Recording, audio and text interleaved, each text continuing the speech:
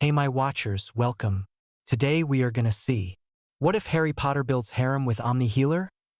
Join Patreon for early access and exclusive content of Super Ops stories. Also contents that's too far for YouTube, you will get 400 plus content there, please do check that too. Please subscribe this channel, because definitely I will try my best to provide a valuable content for you all. Also check the description to support the original author for this beautiful creation. Harry Potter had never liked birthdays that required dress robes and political speeches, and his 18th was shaping up to be the worst of the lot. The ministry's marbled atrium had been transfigured into a glittering ballroom under a canopy of floating aurora. Strings played from invisible balconies, golden phoenixes traced lazy loops through the air, and everywhere he turned there were ministerial aides angling him toward someone he simply must meet. "Smile, Mr. Potter," a photographer called, popping a bulb. "Turn your chin to the right, perfect. The hero who rebuilt our world."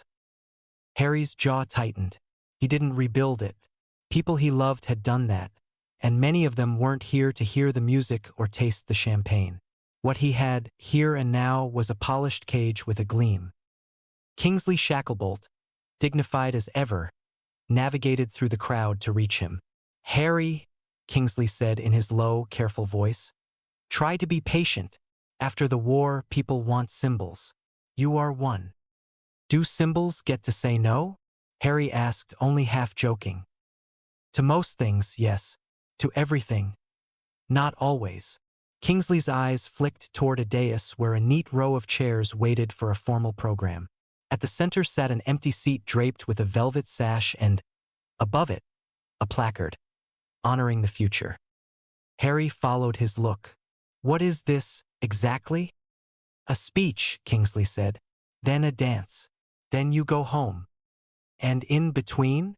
Harry said, because he'd learned to listen to the beats between words. Kingsley hesitated. "In between, you'll meet a handful of families. Influential ones. The Wisengamot has been floating proposals. None binding," he added quickly. "But some think marriages between prominent lines would stabilize things." "Marriages," Harry repeated. His palm itched where the Elder Wand had once left its ghost of responsibility. "To stabilize things. Nothing will be forced under my watch." Kingsley's voice firmed. "But I can't stop old families from making overtures. It would help to look amenable." "Amenable," Harry echoed, feeling the word like a tight collar. He thought of Molly Weasley's warm kitchen, of Ginny's laugh at the burrow, of his life slowly becoming his own. He also thought about Rita Skeeter, already circling near the punch, quick quill twitching with a predator's anticipation. Amenable fed headlines. Hermione and Ron found him moments later. Hermione had her hair swept into an updo that somehow made her look even more like herself. Ron's dress robes had been attacked with a lint removal charm so enthusiastic it had singed one cuff. "Before you say anything," Hermione whispered, "I know, it's ridiculous. The very idea of tying post-war policy to romantic lives is a regressive load of tripe," Ron supplied helpfully. "But," Hermione continued, "Kingsley's under pressure. The conservative bloc is trying to resurrect half the statutes we buried with Voldemort." Harry breathed out. "So I smile and dance and nod. And afterward," Ron said, "we nick a plate of those dragon-shaped biscuits and hide in the Office of Mysterious Drafts. George swears it's got a window that opens onto a broom cupboard in Chudley." Harry grinned despite himself, but the grin faltered when a quartet of robed figures approached two witches, two wizards, silver signet rings flashing. They were smiling the careful smiles of people with petitions tucked behind their backs. "Harry Potter," one witch began, "what an honor. My daughter has admired you from afar." Harry slipped the way he had learned to slip when spells were flying. He angled, he smiled, he deflected. He vanished behind a pillar and straight into a janitorial corridor that smelled faintly of polish and spell smoke. A figure detached from a shadowed doorway and offered a theatrical bow. "And here I thought legends never duck out the back."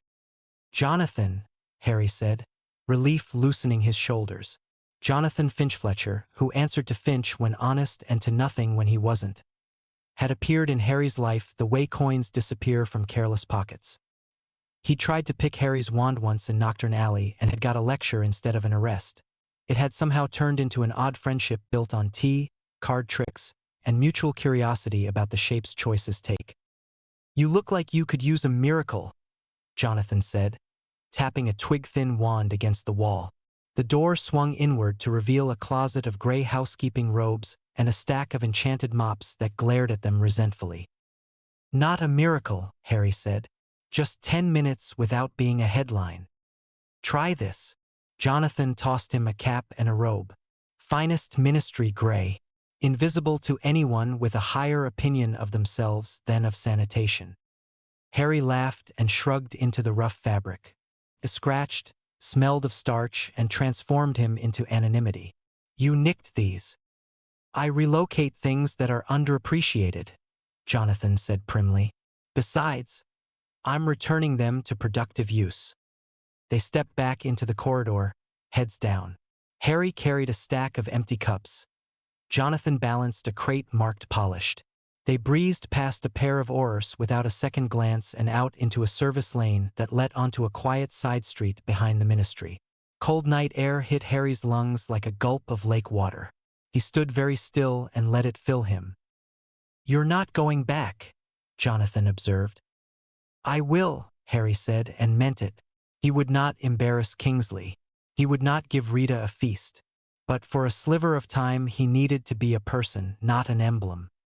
Right then, Jonathan's eyes glittered with mischief. "Birthday present. Sort of a treasure hunt." "Finch," Harry warned. "Not that kind of treasure," came another voice, bright and ringing as a spark. A speck of light shot down the alley and swelled as it came, resolving into a creature the length of Harry's forearm. Wings a blur, hair a fan of ember-red curls. Pyra landed on Jonathan's crate and immediately set one heel on fire for the joy of it. "Happy 18th, Potter," she sang. "Got you something." Pyra was a fire sprite, technically a member of the Fey Courts, practically a friend who treated rules as fuel. Harry had met her during a Department of Mysteries incident involving an incendiary cupboard and 3 disgruntled calendar sprites. Pyra found human festivals irresistible. She found Jonathan's pocket watch equally irresistible. "Careful," Jonathan said as a thread of smoke curled up from the crate label. "Some of us like our eyebrows." "Some of us like life," Pyra retorted, tossing him a look that dared him to be boring. She turned to Harry and produced a small loop of braided cord the color of twilight. Tiny black inclusions winked within it like cooled volcanic glass. "For you," she said, almost shy for a heartbeat. "Dragon cord, woven from cooled breath. Fire won't bite where it touches." "It's brilliant," Harry said, meaning it. He tied the cord around his wrist. It settled against his skin with a faint, comforting heat. "Mine's less flashy," Jonathan said, handing over a knife with a slightly crooked hilt. "But it'll open what ought to open, and what oughtn't, if you argue well enough." Harry weighed it, feeling the balance. "Thank you," he said softly. He thought of the careful gifts he'd received as a boy and the clumsy ones he'd received since he so much love wrapped in fear and pressure, and this simple blade made something inside him unclench. "Don't forget mine," said a third voice, warm and level. A young witch stood at the mouth of the lane, hair black as storm glass, eyes steady. Mila Petrova had been a volunteer healer's assistant at St. Mungo's during the worst days. Harry had seen her fingers stop shaking over a curse burn the day he asked for her name, as if being seen made steadiness easier. She came forward and pressed something small and cool into Harry's palm. A locket, oval and simple, silver etched with constellations. When he clicked it open, he expected a miniature or a scrap of parchment. Instead, a needle lay within, floating on a face of smoky crystal, spinning until it settled, not pointing north but tugging toward some magnetic elsewhere. "It doesn't find north," Mila said. "It finds what you're truly after, not always what you want, but what your bones are walking toward even when your head isn't." Harry stared at the needle. It stirred again, quivered, then steadied like a heartbeat. "Where's it pointing?" Pyra demanded, face alight. Harry turned in a slow circle. The needle jerked east, then south. No, it wavered. For a fleeting second, it swung toward the ministry's glittering facade. Then, as if embarrassed, it pivoted sharply away to align with the smudge of sky beyond the rooftops where London became hedges, then heath, then wild hill.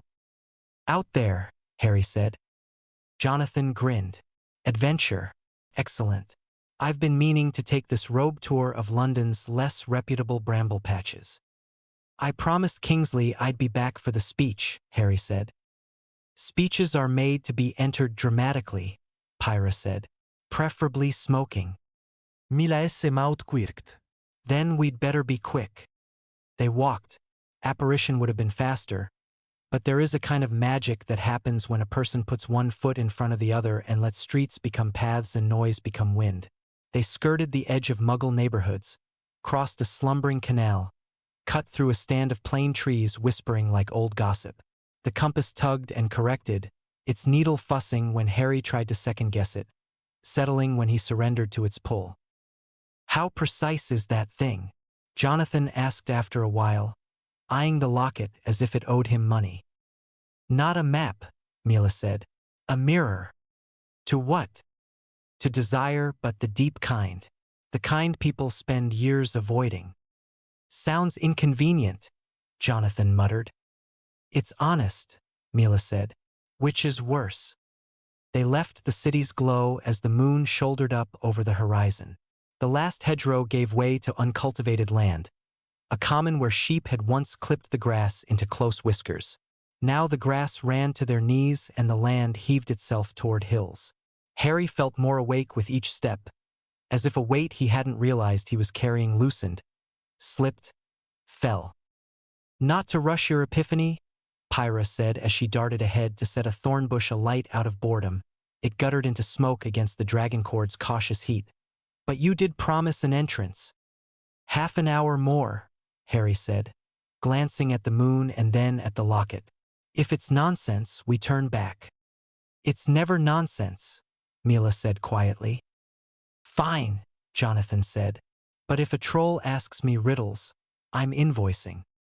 They reached the first of the hills and then another, and on the third the land split by an old wound of stone and bramble. In the cleft stood a tower. It was not tall in the way Hogwarts was tall, all pride and spires. It was tall the way old trees are tall, with a patience that refuses to fall. Ivy had claimed it like a lover. Night birds nested in the hollows of broken windows. A door leaned from its hinges at an angle that suggested something had forced it once and might again. The compass needle stood as rigid as a wand. Harry felt the prickling awareness that had saved his life plenty of times. "This is it." "Lovely," Jonathan said weakly. "I've always wanted tetanus." Pyra hovered, her glow dimming. "Smells like char." Mila lifted her wand and whispered detection charms that Harry didn't know. Notes sliding into the air and returning with a chill. "Old spells. Burnt spells. Watch your step." Inside, the tower's spiral stair rose on a spine of stone. The air held that high, dry taste of places no one living had disturbed for too long. Halfway up, they nearly tread on a scatter of bones that had been so thoroughly blackened they might have been charcoal. A crest gleamed faintly on a warped metal buckler, a rampant griffin clutching a rose. "Old noble house," Jonathan murmured, throat tight. "They sent people here," Mila said, "to take something." "Or to be taken by it," Pyra said, not gloating for once. Harry's fingers tightened on the knife. He had seen rooms like this before, rooms that told the story of people who had been so sure they could bend magic to their plots that they forgot magic refuses to be furniture. He climbed. The chamber at the top was round and wider than it had any right to be. In its center, on a squat plinth of dark stone, lay a ring. Around the plinth, sleeping in a curve like a question mark, sprawled a dragon. Harry had seen dragons. He had flown above a blazing Ukrainian ironbelly on the way out of Gringotts, half exultant and half horrified at the creature's chained rage. This one was smaller, sinewed like a whip, its scales the color of old coins. Its breath rumbled in and out, stirring ash piles and a pennant gone to lace. Jonathan inhaled a syllable of a swear and swallowed it for the first time Harry had ever witnessed. Pyra's flames went out just like that. Mila's hand lifted, palm outward. Wait! No one needed convincing. Harry stepped to the edge of Sleep's territory and looked at the ring. It was silver, refined rather than rich, and inside its band he could just make out an inscription in a narrow hand. He couldn't make out the words from here, but magic vibrated from it, the way an oath vibrates before it is spoken. "Why would the compass bring us to a ring?" he whispered. "Because you're meant to steal it?" Jonathan breathed, eyes fixed on the plinth with the awe of a craftsman watching an impossible lock. "Or because it's meant to steal something from you?" Mila's gaze went distant. "Blood binding," she said, voice barely air. "Older than the statute. Older than Hogwarts. The kind of charm that doesn't ask. It declares. If you claim it, it claims you back." Harry's throat worked. "Claims me to what?" "Depends on the ring," Mila said. "Some demand fealty to a house. Some bind vow to duty. Some—" She looked at him, seeing not his scar but something underneath. "Some bind a person to themselves. A way of saying, my hand is my own." A noise escaped Pyra that might have been a delighted squeak if the dragon hadn't been there. "Oh, I like that. Steal yourself from the thieves." Harry's heartbeat slowed into something fierce and deliberate. The ministry gala, the velvet chair labeled future, the careful smiles. He could go back and smile and nod and weather it. He could also speak magic older than chairs and headlines. "How?" he asked. "You cut," Mila said, wincing at her own bluntness. "Not much. Enough to show the ring your living self. And you or someone you trust must take it while you watch. Consent and risk." Jonathan looked at him as if he'd become an unexpected cliff. "Oh no. No, no, no. You want me to steal from a dragon?" "You're very good at what you do," Harry said, smiling despite the ash in his mouth. "I'm very good at complaining about what I do," Jonathan hissed. But his eyes were already measuring distances, weighing Hazard's tail to claw, claw to plinth, plinth to stare. He reached into a pocket and palmed a small mirror, angled it toward the dragon's nostrils, exhaled on it. No fog, deep sleep. He swallowed. "Fine. But if I die, please make my obituary say I was more handsome than I looked." Harry nodded once. He lifted the blade Jonathan had given him and scored his palm. A crescent of pain, quick and clean, opened and bled. He held his hand above the ring.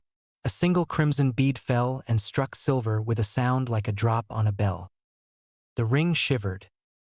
Jonathan moved like water around a rock.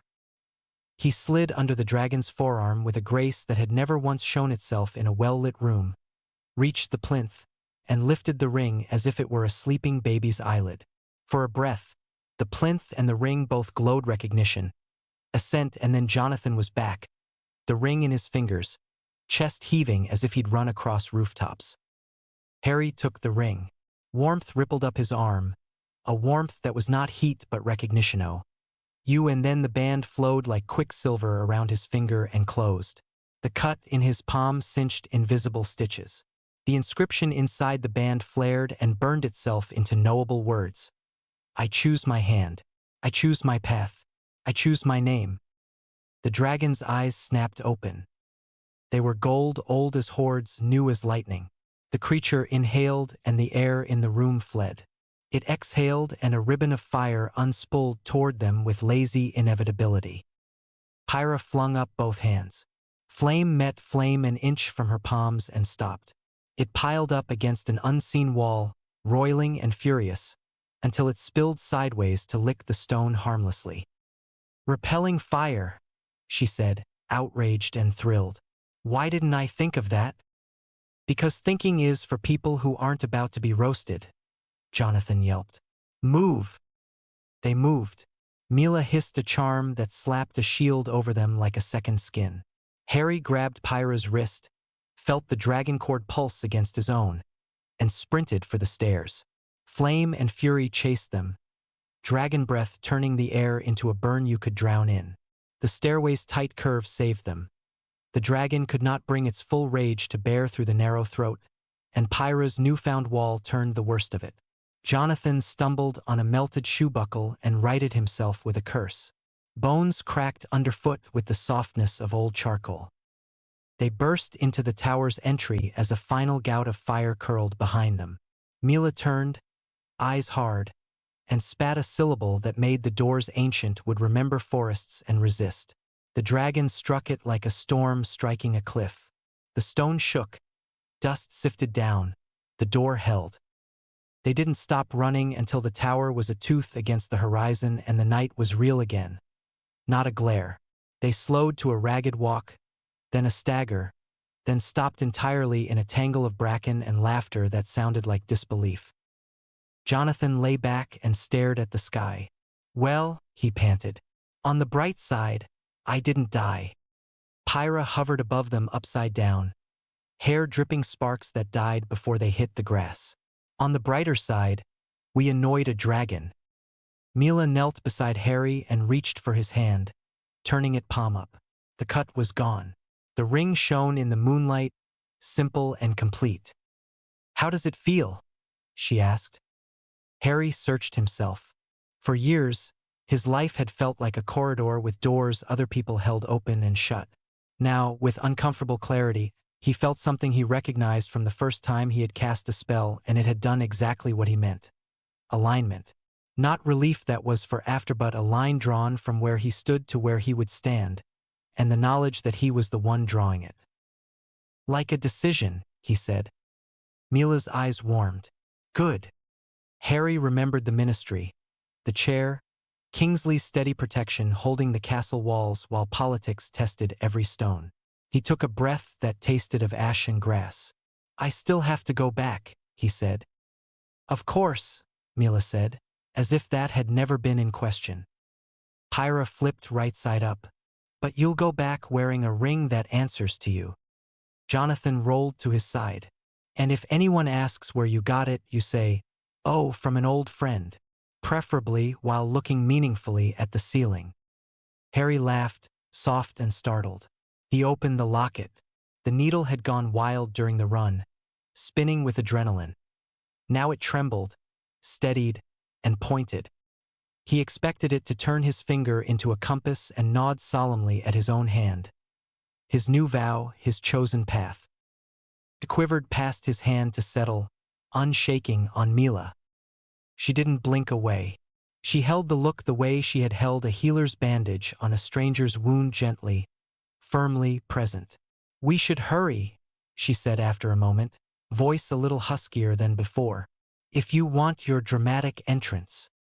Harry snapped the locket shut, the needle's decision knocking in his chest like a new rhythm he was not ready to name. He climbed to his feet, and the ring sat light and deliberate on his finger, a promise made to the only person who could keep it. "Right," he said. "Let's give Rita something honest to write." They apparat to a shadowed lane near the ministry, and Harry ducked back into the janitorial entrance with Jonathan's robe over his shirt and the dragon cord hidden under the cuff. Music still spilled from the atrium. The program had not begun. He could hear the swell of strings tuning for the minister. He could also hear the quiet shift of rumor something had been missing. Someone had stepped away. A narrative begged to be filled. "Thank you," he said to the three of them, the words too small. "For the gifts. For this." "Consider it an investment," Jonathan said lightly, but his eyes were bright. "In a future that's not boring." Pyra snapped her fingers. A spark danced, then vanished against Harry's sleeve. "In a future that burns what needs burning." Mila's hand brushed his, the briefest warmth. "In a future you choose." Harry nodded once, set the robe and cap aside, squared his shoulders and stepped into the light. The atrium brightened as the phoenixes banked. The crowd turned. A murmur rolled over the floor like an incoming tide. Kingsley caught his eye and gave the smallest nod. You went and you came back. Harry crossed to the dais and took the empty chair beneath the banner labeled Future. He did not sit as if it owned him, and that, the ring hummed against his pulse, made all the difference. Rita Skeeter's quill twitched in midair, suddenly unsure of its angle. The orchestra caught its note. Kingsley rose to speak, and in the breath before language began, Harry understood two things with thorny clarity. First, that the ring on his finger would not let any law or custom marry him to a man or woman or plan he did not choose. And second, that the compass needle had already pointed once toward something he had not expected and was not ready to say out loud. He folded his hands together, left thumb rubbing the dragon cord where it warmed his skin, and listened as the minister began. Tonight, the future would hear him when he spoke. Tomorrow, perhaps, he would decide what to say to it. And somewhere in a quiet lane behind the ministry, three friends laughed softly and vanished into the kind of night that knows how to keep a secret until morning. Kingsley's voice rolled over the atrium like distant thunder, solemn and steady. And our future will be built not by decrees alone, but by choices. Tonight we honor those choices. Harry sat beneath the velvet banner labeled Future, hands folded, left thumb absently rubbing the dragon cord under his cuff. The ring on his finger warmed, a small reminder that he'd put his name in his own keeping. He caught Hermione's eye 2 rows over. She mouthed, "Breathe." Ron, beside her, pantomimed a yawn so vast it could have swallowed the chandelier. Rita Skeeter drifted at the edge of the dais like a jeweled wasp, quick quotes quill bobbing. When Kingsley finished, she was already climbing the steps. "Mr. Potter," Rita cooed, "that ring new, is it? Purely decorative? Or symbolic?" Her eyes glittered. "And would that symbol be unity? The public is simply ravenous for unity." Harry stood, the better to step sideways if he needed to. "It's exactly what it looks like," he said, letting the words be plain. "A promise that my hand is my own." Rita's smile dented. "So independent, even after a war that taught us the value of alliances. Tell me, have you considered that a personal life can serve the public good?" "I've considered," Harry said. "I just don't confuse the two." A small, surprised sound came from somewhere in the crowd. Hermione's mouth pinched, which Harry recognized not as disapproval, but the expression she wore when she wanted to cheer and also send footnotes. Kingsley's face didn't change, but relief loosened the set of his shoulders. Rita tilted her head. "And the rumors of a Wisengamot initiative arranged matches between stabilizing lines, surely you don't mean to be an obstacle?" "I mean to be a person," Harry said. "The law can work around that." Before she could slip another hook under the skin of the moment, Hermione was at his elbow, smiling as if she'd always meant to be there. "Harry, the minister asked for you. Do excuse us, Rita." She didn't wait for permission. She drew him behind the curtain into a smaller antechamber lined with potted ferns that had heard too much politics. Ron thudded in after them, shutting the door. "What did you do?" Hermione whispered, equal parts horror and pride. "Stole a ring from a dragon," Harry said. Ron blinked twice. Classic Harry. Hermione grabbed his wrist, peered at the band. "That's not just jewelry." "No," Harry said. "Mila called it blood binding. Old magic. It chooses you back." Hermione's gaze sharpened. "Mila, the healer's assistant? The one who patched you after the Karkit market skirmish." "That Mila," Harry said, trying to make it merely fact. The memory of the compass needle settling on her was a private knock he wasn't going to open in a fern-lined closet. Ron leaned against the door. "I'm happy for you and your sentient ring, mate, but in case you've missed the scuttlebutt, half the old families are sharpening their quills. The Unity Accords are real pompous name for let's marry our politics. They can't make you do anything Kingsley won't let them, but they'll try to box you in." "He won't have to stand alone," came Kingsley's voice from the doorway. He'd crossed the room like a large cat, silent until he wanted you to know. "Miss Skeeter will eat your quote. Some will applaud. Some will quake. Either way, you've set your boundary." Now we shore it up. Is there really a marriage initiative? Harry asked. There's a motion, Kingsley said, mouth a hard line, dressed in talk of stability. It proposes a revived, Concord trial centuries-old ritual in which suitors prove fitness by completing a quest. You recognize the shape. Dangerous nonsense that got people killed. Ron groaned. They want to send a bunch of overconfident twits after some artifact and award Harry to the winner like a fruit basket. Not under my watch, Kingsley said. But I can't stop a motion from being read into the record tomorrow. We counter-signal. How? Harry asked. We show the Wisengamot there's precedent for self-binding, Hermione said, mind already making corridors. Old law loves precedent. If your ring is recognized, it supersedes any external claim. Can we prove it? Kingsley asked, without parading Harry through a gauntlet. Hermione lifted her chin. We can cite the Sky Compacts, the right of choosing in Reformation-era charters, and half a dozen cases where a witch or wizard bound their wand or name and the court stepped back. I'll find the texts. I can testify to the charm work, said a low, assured voice. Mila stepped into the doorway, hair tucked behind one ear, the same calm in her eyes that had gotten Harry through an influx of burn healers shouting contradictory advice. It's real blood binding, not a spectacle. Kingsley inclined his head. Ms. Petrova. Minister, she said, and then to Harry, matter of fact. I told you it would claim you back. He swallowed a stupid smile. You did.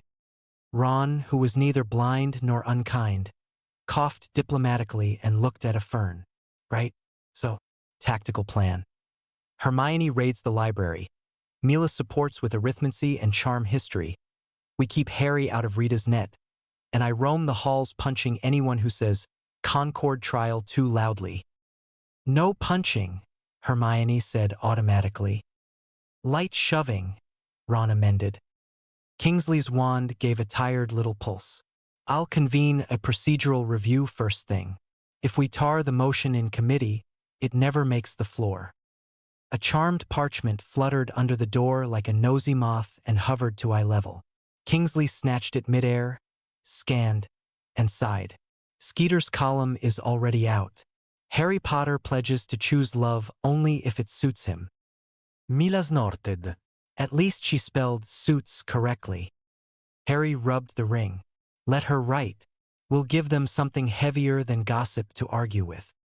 Good, Kingsley said, because heavy just arrived. He handed Harry a second parchment. The seal was old, the kind of old that remembered when seals were teeth and territory. Harry cracked it. By petition of Lord Peregrine Knott and signatories. Let the ring of autonomy, newly claimed by one Harry James Potter, be presented to the Committee on Ancient Rites at first bell tomorrow for authentication. Failure to present shall be taken as evidence of fraud. Ron's face went red. Who does not think he? A man who knows how to use an old rule to make a new snare, Hermione said. We should present. On our terms. Mila stepped closer, studying the script. Committee on Ancient Rites is chaired by Bartholomew Burke. He respects older magics. He's also a collector. He'll try to take it for study. He won't, Harry said quietly. Kingsley watched him for a beat, as if measuring how much weight the ring had shifted inside Harry. Bring your witnesses, he said. We'll meet in my office, Dawn. Right, Hermione said briskly. Owl McGonagall. The Hogwarts library has the most complete copies of the Sky Compacts. If anyone kept the right of choosing alive on paper, it was her. Ron pushed off the door. And he glanced down at his scuffed formal shoes. Fetch sandwiches. If we're going to beat the Wisengamot, we shouldn't do it hungry. Hero, Pyra said, popping into being 3 feet off the carpet with a whoosh of warm air. The ferns rustled in scandalized chorus. She looked around, delighted. Have you lot finished the boring part? Is it my turn to set something delicately on fire? Pyra, Mila said, like one might say thunderstorm, no? Fine, Pyra huffed, perching on a fern that promptly wilted. But if this committee tries to authenticate Harry's finger by removing it, I'm immolating a statute book. Jonathan slid in behind her with the softest click of a latch. Bad habit I picked up, he said at Kingsley's raised brow. Doors stop being doors when you know where they pout. He tipped an imaginary hat at the minister. Evening, sir. You have my word I won't steal anything larger than a quill while we're in your building. See that you don't, Kingsley said, too tired to be surprised. And see that you're punctual. Dawn. All of you. He left with Hermione, already chattering case law while she mentally reshelved the ministry archives. Ron followed, muttering about the quality of the ministry canteen's corned beef. The small room softened. Pyra hummed and traced tiny fire constellations that fizzled before they marked the wall.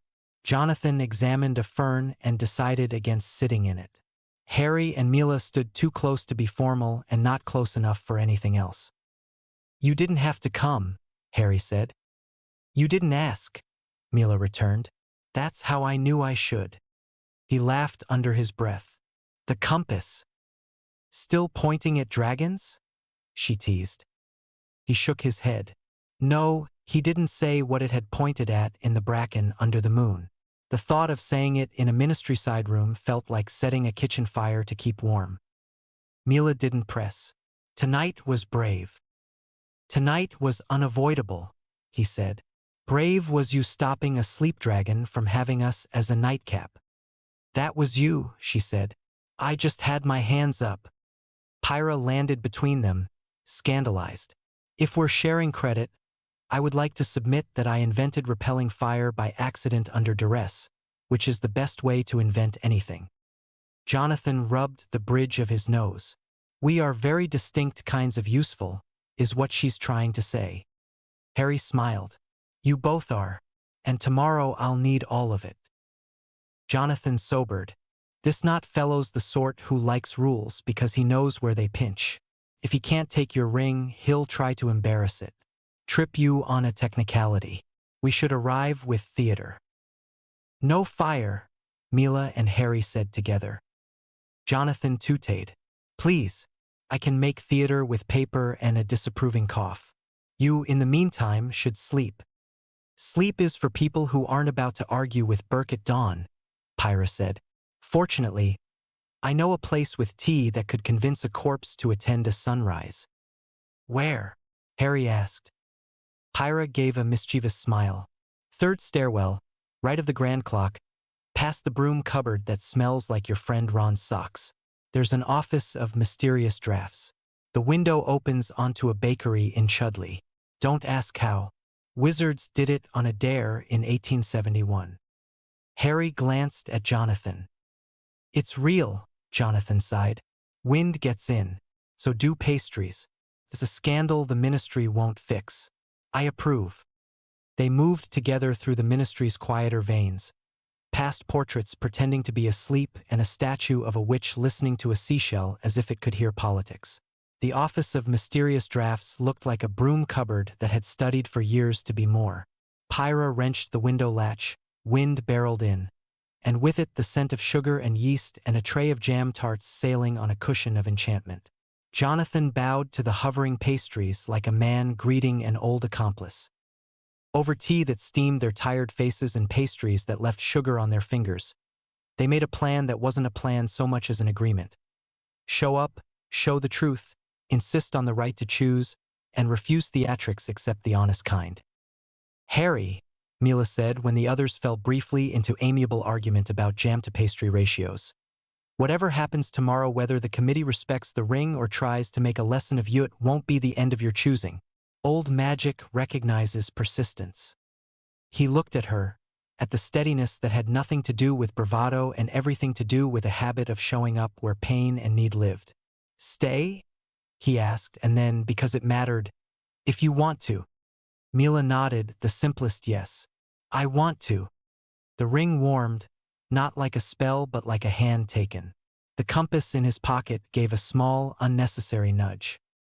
They slept after a fashion heads tipped back in mismatched chairs, Pyra coiled in a lampshade with the bulb unlit, Jonathan dozing with a sticky tart wrapper draped over his face, Mila's shoulder a not-quite pillow against Harry's.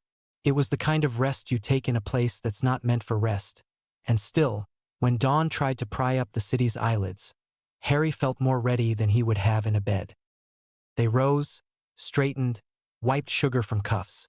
The ministry woke around them with the creak and sigh of a creature remembering its bones. In the lift down to Kingsley's office, Rita Skeeter's column rustled from a passing witch's daily prophet. Harry Potter claims himself. Ho claims Harry? The lift chimed. The doors opened. Kingsley waited with Hermione, who had ink on her fingers and a gleam in her eye that meant she'd found exactly the pages she needed. Ron handed around paper-wrapped sandwiches like a priest doling out sacraments. "Ready?" Kingsley asked. Harry flexed his fingers. The ring gleamed, steady as breath. "Yes." They walked toward the Committee on Ancient Rites, and if Harry was being carried by more than his own feet, by friends, by fire, by precedent, by a quiet compass that sometimes misbehaved well, that, he decided, was still choosing. The sign over the oaken doors was carved in a hand older than the ministry itself. Committee on Ancient Rites.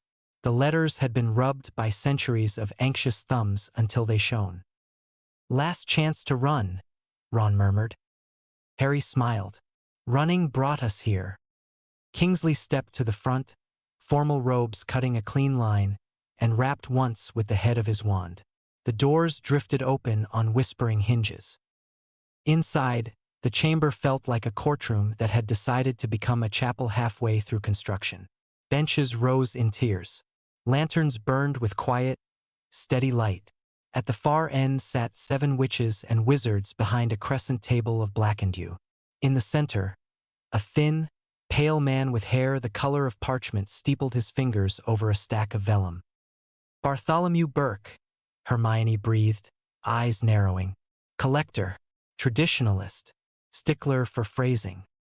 "Excellent," Jonathan said under his breath. "I do love a man who can be defeated with commas." Pyra hovered low enough to look like a very determined lapel pin. "No setting anyone on fire," Mila said without looking. "I'm not a hammer," Pyra muttered. "I'm a blowtorch." They took their places at the petitioner's rail. Kingsley to one side, Harry in the middle, Hermione and Mila flanking, Ron a solid presence at Harry's shoulder. Jonathan slid into the second bench as if he'd always had seats in government. On the opposing side, Lord Peregrine Knott stood with a solicitor whose robes were so black they appeared to eat the light around them. Knott's expression was the polite, brittle one of a man who thinks he's already won and is annoyed the ceremony must still be performed. Burke tapped the vellum with one finger. "First bell." Committee convened. "We have before us a petition styled in authentication of a self-binding ring. Bearer 1 Harry James Potter. Minister Shacklebolt, you requested this be heard at once." "I did," Kingsley said, voice even. "The motion raised by Lord Knott trades on old rights. If they would weaponize tradition, this body should hear from tradition itself." Burke looked to Harry. His eyes were the washed blue of an old sky. "Mr. Potter, you claim a ring that binds your hand to your own will." Harry lifted his left hand. The band gleamed, simple and stubborn. Ido. "State for the record," Burke said, "how it was claimed." Harry met Mila's gaze for the smallest heartbeat. "By the right of consent and risk," he said. "A blood binding. I cut my palm, showed the ring my living self, and had it taken by a friend while I watched. The ring accepted me, and I accepted it." Burke tilted his head. "Your friend." "Jonathan Finch Fletcher," Jonathan said brightly, popping up from the bench like a jack-in-the-box who had waited all his life for a judge to call his name. "Professional retriever. On retainer to common sense." A soft ripple of amusement went around the room. Knott's solicitor did not smile. Burke's finger paused on the vellum. "And the site?" "A tower," Harry said. "Old. Guarded." "By what?" the solicitor asked, voice like cold ink. "A dragon," Harry said. A murmur. Burke's brows twitched. "You stole from a dragon." "We stole from the fear that killed the last men who tried," Jonathan said. He reached into his robe and produced a warped metal buckle stamped with a crest. The metal had puddled and set again, like a candle that had tried to forget it was wax. Found in the stair. I thought the committee might prefer evidence to adjectives. Burke held out a hand. The buckle floated to him. He turned it once with the absent intimacy of a man who knows metal.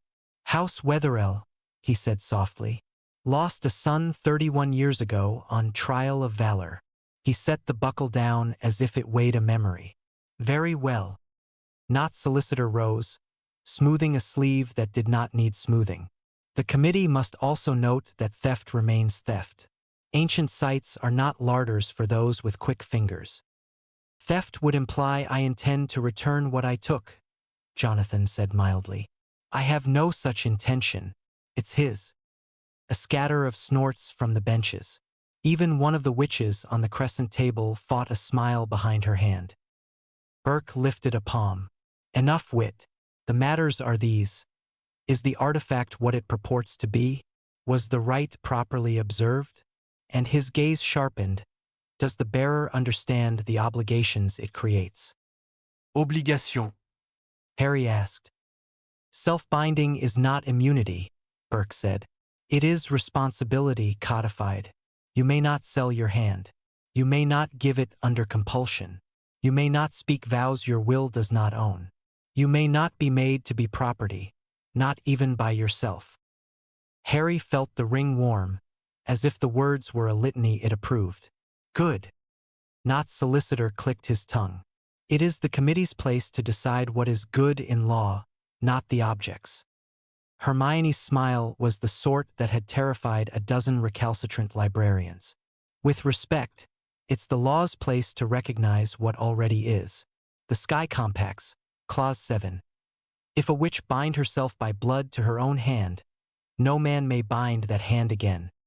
Save by her consent freely given and thrice witnessed, Burke finished, eyes narrowing with reluctant interest. You have copies? Hermione set a satchel on the rail that thumped like it contained a small library and began laying out texts. A brittle folio, a neat, modern transcript, a folded letter with McGonagall's tight, unmistakable hand at the bottom. Granger used these. Try not to set anyone on fire. Pyra made a noise of affront. Mila flicked her a look. Pyra folded her arms and glowed in silence. Not Solicitor stepped forward. We do not object to the existence of the right, he said. We object to its authentication, in this case absent independent confirmation. We demand the ring be surrendered to the committee for study. No, Harry said. The refusal sat in the air like a stone in a stream, forcing the flow around it. Burke's eyebrow rose a fractional inch. Mr. Potter. I'll submit to test, Harry said. I'll let you see the ring answer me. I'll let you examine the binding marks with charms and witness its refusal of compulsion. But I won't surrender it. That would defeat the point. Practical, Burke murmured. He looked down the crescent. A witch at the far end, hair braided with runes, nodded once. A broad-shouldered wizard with a scar across his lip grunted agreement. A third member pursed her mouth, undecided. Not Solicitor pulled a face like a sharpened letter opener. How convenient to deny the only conclusive proof. Hermione was ready. Conclusive. She tipped a thick book open to a ribbon. You cite congruence of artifacts, she said sweetly, but neglect to mention its second chapter. No self-binding object may be taken from the bearer for study, except under high oath of return, and even then, the object may refuse the oath as it refuses a man. Burke's fingers tapped, a slow, approving rhythm. The right test, then. His gaze moved to Mila. Ms. Petrova, is it? Your letter of qualification notes a specialization in binding and counterbinding. Mila inclined her head. I assisted in hospitals where people arrived wearing vows that weren't theirs, she said. I learned what breaks and what does not. And this ring. It binds to self-ownership, Mila said. You can verify in 3 ways. First, the ring's wardmark will show on the bearer's skin under revelatory light, never on another's. Second, A compulsion hex cast at the hand will fail if it demands an oath outside the bearer's will. Third, she hesitated. Speak, Burke said. Third, Mila went on. The ring can be asked to name the bearer's choosing, not who, not a public parade, but the type of vow the bearer will never surrender. The old phrase is, name your unbreakable. What is the shape of your no? Harry's stomach did a complicated turn. That sounds private. It is, Mila said. We can skip the third. The first two suffice. Not solicitor clasped his hands. We insist on the third. Insistence noted, Kingsley said dryly, and overruled by the committee's charter, which prioritizes safety and dignity of the bearer. Burke stared at the buckle from the tower for a long breath, the room very silent around his thinking. When he finally spoke, it was decisive. We will perform the first and second tests, the third only if the first two are inconclusive. Nott's mouth thinned. We also insist on choosing the compulsion charm. Hermione was ready again. You may propose, she said. The committee chooses. Or shall we go straight to the part where we file for injunctive relief on ministerial overreach? The rune braided which failed to hide a smile this time. Burke's mouth did not move, but the set of his shoulders said he approved of this briskness. Mr. Potter, Burke said, step to the circle. A circle of pale stone lay in the middle of the chamber floor. As Harry entered it, the hairs on his arms lifted, as if the room had inhaled. The ring sat light and certain on his finger. Lights, Burke said. Lanterns dimmed to a twilight hush. A witch 2 seats down traced something in the air. A wash of revealing light spilled over Harry's left hand. For a moment, nothing. Then a sigil breathed up from his skin faint, like frost on glass. Lines that echoed the inscription inside the band and traveled up the veins of his wrist in the suggestion of script. It wasn't English. It wasn't any human tongue he knew, but the shape of it said mine. A buzzing murmur. The scar-lipped wizard leaned forward. Authentic, he said, grudging and curious. I've seen that pattern on an oath knife from the Marrow Docks. First test satisfied, Burke said, making a neat mark on the vellum. Nott's solicitor stood. For the second test, we proposed the compellator concord, a standard concord charm used in pre-contract hearings since the 12th century. No, Hermione said instantly. That charm includes a vow hook. It leaves magical residue even when it fails. Burke nodded. Denied. Nott's solicitor did not blink. Then the Pax UR non-invasive compulsion asking the subject to accept a general binding. Mila's voice cut through, calm as a scalpel. Try the simple hayas of consent. It asks only, bind your hand to the petitioner's will. If the ring is true, it will reject the form without marking the bearer. Burke looked between them. Simple hayas, he ruled. Minister, if you please. Kingsley lifted his wand. The spell he spoke was old, the sort of clean, careful magic that assumes no one must be forced and asks only to be answered truthfully. A thin thread of silver drifted from his wand tip, wound once around Harry's ring finger, and waited, expectant. Mr. Potter, Burke said, voice a shade softer, you will say, I bind my hand to the will petitioning me. If the ring is true, it will break the thread before the words complete. Harry swallowed. He could feel eyes on him, the room holding its breath. He knew he was safe. He also felt, absurdly, the urge to put his hand in his pocket and grip the locket, as if the compass could steady a heartbeat. Mila's voice reached him without moving her mouth. It will hold. He nodded once, not trusting himself to look at her. He lifted his hand. I bind my... The silver thread snapped with a sound like a glassy note, clean and absolute. The broken ends recoiled, stung, and evaporated into harmless sparks. A collective exhale, some relief, some frustration. Burke's pen paused over the vellum and then made another precise mark. Second test satisfied. Nott's solicitor's smile reappeared, thinner now, but flexible like wire. Then by all means let us be thorough. Invoke the third. No, Kingsley said, and his word had the weight of office, of oath, of a man who had spent his strength keeping people safe. The bearer's privacy. The bearer's claim rests on will, the solicitor pressed. Let us see will. Not a who, he added delicately, eyes sliding to Mila as if that delicacy were a gift he expected gratitude for. A what? This committee has permitted the third test before. Hermione opened her mouth, a dozen arguments bright as sparks behind her teeth. Burke raised a hand. Enough. The first two tests compel authentication unless a member of the committee moves to continue for cause. Silence.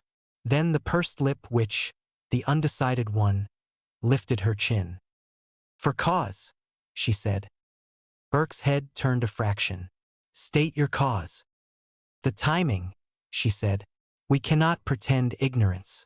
A motion stands before the Wiesengemot that would yoke this bearer by concord trial. If we authenticate and release him without addressing the third test, the floor will say we rubber-stamped convenience. If we require it, they will say we overreached. But if we offer the third and the bearer accepts or declines on the record, we give the floor less to gnaw. Kingsley's jaw worked. Hermione's knuckles went white on the rail. Ron's hand found Harry's shoulder and anchored there. Mila didn't move, but her eyes, steady as midwinter, were on Harry, not the committee, not the solicitor, not the history poised to bite. Burke looked at Harry. Mr. Potter, the committee may invite the third test. We cannot require it. Harry heard, under the public words, the older thing Burke was also saying, I know what this costs. I will not spend you. But if you wish to spend, I will not take that from you either. Invite away. Not solicitor breathed, nearly giddy. Let the ring name his unbreakable. Let the nation see the shape of his no. Harry could refuse. He could take the authentication they had already earned and walk out, and the law would be on his side this morning, at least. Or he could step forward and show more of himself than he wanted, and gain less than the cost. Or another path, unexpected, steadier than pride. He lifted his hand. I'll accept, he said. Harry, Hermione hissed. You don't have to. I know, he said, without looking away from Burke. I'm not naming a person. I'm naming a promise. Burke's chin dipped. Proceed. Mila's limits of a smile appeared, quick and gone. Pyra let out a tiny noise like a struck match. Jonathan muttered, If we must have theater, at least it's good theater. Burke directed the ritual with an economy that felt like respect. The lights dimmed by a degree. The circle under Harry's boots woke with a thin outline. A bare space opened in the air between his hand and the committee, as if the room itself had yielded a step to listen. By the old compact, Burke said, the bearer may speak the shape of his unbreakable. Not a name, not a vow to another, a boundary. Speak it and the ring will answer. Be warned, the ring mislikes lies. Harry had never intended to say a lie. He thought, absurdly, of the Dursleys' kitchen table where he had learned to keep some truths as carefully as you keep heat in your palms on a winter morning. He thought of the burrow, of battlefields and quiet rooms, of the tower's stair and the way fire had stopped for Pyra like a tide that had met its shore. He thought of Mila's shoulder against his in a bad chair in a drafty office, of the way she had said I want to as if it were a simple thing you could put on a shelf and not fear it shattering. He raised his hand, palm out, ring forward. My unbreakable, he said, voice very clear in the hush, is that no law, no right, and no person will turn my hand into a prize. I will not be bartered. I will not be won. My yes is mine. My no is mine. The ring flared not bright enough to blind, but bright enough to put a clean line through the air. The sigil on his skin blossomed, the script unfurling a fraction further up his wrist as if relieved to be read. The light did not spill or splash or boast. It settled, and the chamber felt oddly more honest. Somewhere behind Harry, someone made a sound that might have been a sob. The rune braided which pressed her lips together hard, then nodded once to no one. Burke's quill moved. Third test satisfied. Knott's solicitor swallowed his disappointment like a potion. Very eloquent, he began. But eloquence. He never finished the sentence. A thin, almost invisible filament had crept from his sleeve while the room watched the ring. It snapped forward, spider-fine and vicious, and struck the band on Harry's finger with a little hungry hiss. Mila said no, not loudly, and was already moving. Kingsley's wand was in his hand and rising. Hermione's book dropped shut with a crack. Ron shoved forward. The filament, whatever it was, tried to burrow, to hook.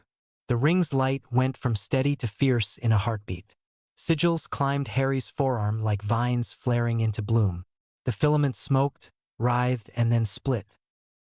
Sparks, mean little things, spattered the circle's edge and fizzled against the line. The solicitor's face didn't change, which told Harry more than if he'd panicked. He had not expected to be caught, or he had expected not to be blamed. Who cast that? Burke's voice could have cut ice. Knott's solicitor's hands spread in innocent anguish. An ambient echo, surely some residue of the charm. Don't insult me, Burke snapped, and the ancient U in front of him snapped with Hema hairline crack like a warning. Pyra flamed to the size of a candle and then a torch and then, with visible effort, shrank to a reasonable ember. Jonathan had a hand on her shoulder, anchoring, eyes gone hard and flat. Let me, she whispered through her teeth. Not yet, he whispered back. Kingsley's magic filled the corners like weather. Ministerial security will trace that cast, he said. Now. Two aurors appeared at the back as if the room had always been waiting for them. Wands hummed. Charms netted. The filament's dying fizz left a breadcrumb trail in the air like frost tracing a window. It led past the solicitor's cufto, a man in the second tier who had the bad luck to be already sweating. When the aurors reached him, his glamour sloughed like old paint. He was young. That didn't matter. He had the look of someone who believed old rules made new cages legal. Concord faction higher, Ron muttered. Of course. Burke's pen did not move. His entire attention was on Harry's hand, on the ring that had held, on the way the sigil had flared and then, slowly settled again as if tucking itself back under skin. When he finally spoke, he did not raise his voice. He didn't need to. This committee authenticates the ring, he said. We recognize Mr. Potter's self-binding under the Sky Compacts, the Wand and Will Accords, and the right of choosing. We further issue an admonition. Any attempt to compel this ring or its bearer will be treated as an assault on the bearer's person under the law of old rights, with penalties thereof. Knott's solicitor opened his mouth. Burke looked at him, and something in that look said, I have lived long enough not to care for your cleverness this morning. Additionally, Burke said, we will send our findings to the Wiesengemot before the motion session. Minister Shacklebolt, do what you must with the Concord foolishness. This committee will not be used as their prop. Kingsley bowed just a fraction. You have my gratitude. Burke's gaze returned to Harry. For the first time, something like the ghost of a smile haunted his mouth. Choose wisely, he said. It is a habit. Like anything, it gets easier with practice. The crack in the U-table had stopped widening. The room exhaled. The aurors hauled the would-be caster away, leaving behind a smell like burnt sugar and bad intent. Knott whispered furiously to his solicitor and then made a show of leaving with dignity that looked like a cloak he was tripping over. Hermione sagged against the rail. I thought I was going to be sick. You and me both, Ron said, rubbing the back of his neck with a hand that shook, just once. Pyra popped one bright spark, maliciously satisfied. He tried to sting the sun. Idiot. Jonathan tucked the warped buckle back into his robe. And there we have it. Men who think the honor system is for other people. Mila stepped into the circle as the light dim died. How's your hand? Harry looked down. The sigil had retreated to a faint, private shimmer. The ring felt no heavier than before, only more there, as if a friend had taken a chair instead of standing in a doorway. Steady. Good, she said. And for a moment the chaos outside the circle was drowned by a smaller, steadier quiet between them. You did well. So did you, he said. All of you. Kingsley joined them, weariness around his eyes but something fierce under it. This buys us law, he said. Not peace. The motion will still come to the floor. But we don't have to shout to be heard anymore. Do we ever? Jonathan asked, already smiling. Sometimes, Kingsley said, glancing at Pyra, who pretended to examine a lantern. Burke rapped the U once more, and the committee rose. The old letters over the door seemed less like a warning now and more like a promise that some rooms still remembered why they'd been built. As the chamber emptied, Rita Skeeter appeared as if conjured from a perfume bottle. Mr. Potter, a comment for my readers? The ring, the light, was that a declaration? Harry held her gaze. It was a boundary. You should try drawing one sometime. Rita blinked, affronted and intrigued. Hermione cleared her throat. Off the record, Rita spellwork was used against a witness inside the committee's chamber. If I were you, I'd be hungry for that story. Rita's quill twitched like a hunting dog. Names? Find them yourself, Hermione said sweetly. It's more fun that way. Rita sighed as if deprived of a dessert she would only pick at and glided off, scent trailing. Kingsley clapped Harry's shoulder. 10 minutes. My office. We plan the floor. And Potter eat something. Ron thrust a sandwich into Harry's hand as if he'd been waiting all morning just for the chance. Corned beef. Decent against all odds. They drifted to the corridor, the noise of the ministry picking back up around them, the day already sharpening its teeth for the next fight.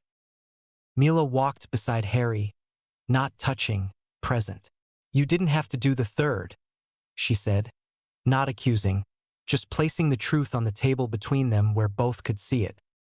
I know, he said, but if I don't say what I won't be, they'll keep trying to tell me what I am. She nodded. Then it was the right risk. He hesitated. When I said me unbreakable light wasn't. He searched for the words. It wasn't about a door shutting. I know, she said, a small light in her eyes. It sounded like a door opening to me. Pyra looped lazily backward in front of them, upside down and pleased. You two are very dignified when you flirt, she said. It's like watching a duel between two surgeons. Jonathan snorted. Don't heckle the heroes, Py. Save your heckles for Parliament. Weisengamot, Hermione corrected automatically, then caught herself. Right? Office. Plan. Kingsley will have a schedule. Not will have a trick. We'll have the truth. Ron took a large bite of his sandwich. And jam tarts, if we pass the office of mysterious drafts again. Harry looked down at the ring. It gleamed. He felt lighter, not because the fight was over, it wasn't, but because a piece of it now lived in a place older than motions and votes. The compass in his pocket pressed against his thigh, as if reminding him it still had something to say when he was ready to listen. Let's go, he said. They turned toward the minister's corridor and nearly collided with a witch in pale blue robes, hair pinned in a style so precise it could have been a seal. She looked at Harry's hand first, then at his face, and inclined her head without warmth. Mr. Potter, she said, on behalf of the Concord Motion sponsors, I'm asked to extend a formal invitation to tomorrow's announcement. Hermione's brows shot up. You're announcing before the floor meets? Of course, the witch said almost kindly. One must define a story before others try to write it for you. Her gaze flicked to the ring. I see you've discovered that. Mila's voice went low. Who are you? The witch smiled with all the charity of a cat. Lady Selwyn, we've not been properly introduced. We will be. She handed Harry an embossed card that seemed to hum faintly with old money. Then she turned and floated away, robes barely touching the floor. Ron peered after her. What's the collective noun for a group of aristocrats? A nuisance. A motion, Hermione said grimly. And they're moving. Harry tucked the card inside his robe without looking at it. The ring pulsed once, a quiet warning, or perhaps only a reminder to breathe. "Kingsley first," he said. "Then we decide how to answer an invitation that hasn't earned a yes."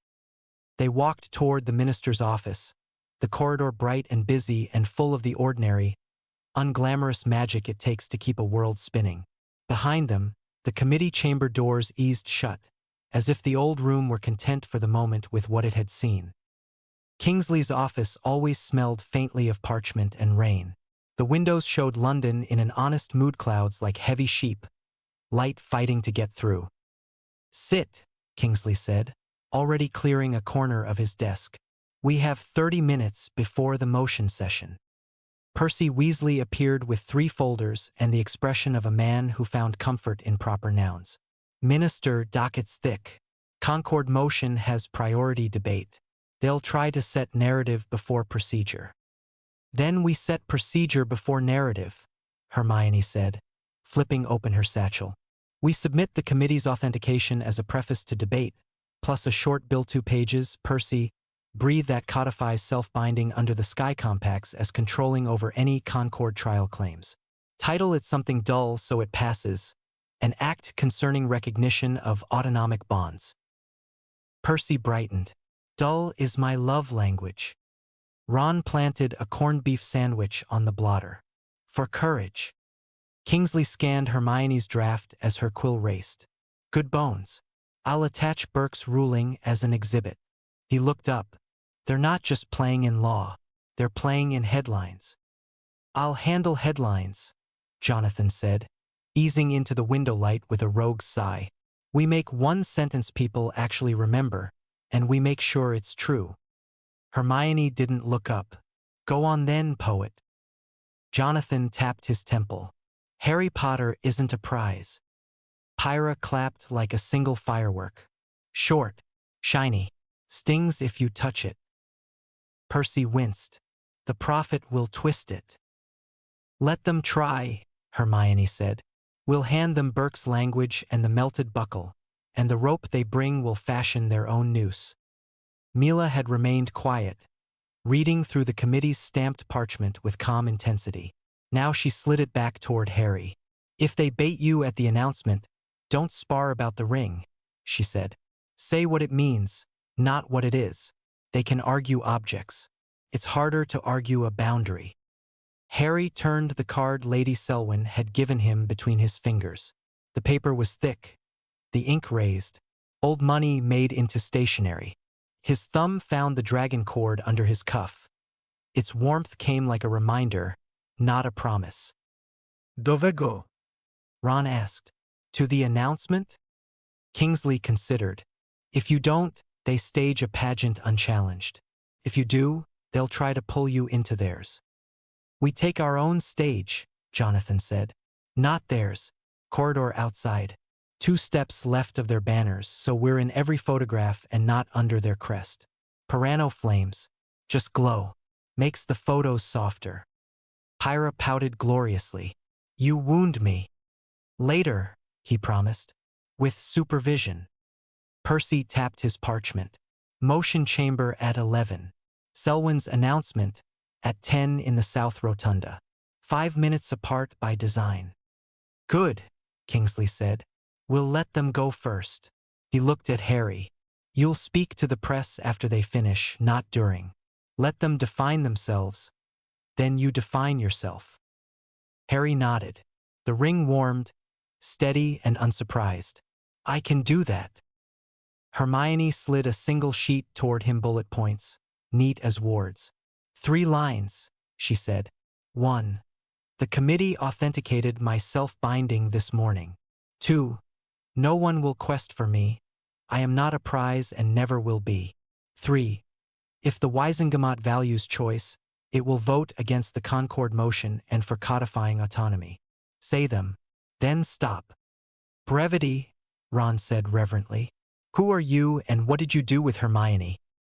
"I'm adapting," she said, and the corner of her mouth curved. A knock like a polite cough. An owl tapped the window, ribbon scroll on its leg. Kingsley opened the latch. The owl swept in, circled once, and stooped to Harry's wrist like it recognized stubborn jewelry. He untied the scroll. The ribbon was Selwyn blue. He read, "Mr. Potter, in the spirit of transparency, the Concord sponsors invite you to witness the unveiling of the trial's terms. We would be honored by your presence. Lady Selwyn." "Witness?" Hermione said, rolling the word between clean teeth. "Not participate. They want your face in their photos." "Let's give them the back of his head," Jonathan said cheerfully. "Profile only. Trust me, it's roguish." Kingsley gathered the papers. "We go," he decided, "in strength, and we don't linger." Percy checked his watch, stood straighter. Time. The South Rotunda had been dressed in the compromised taste of old committees.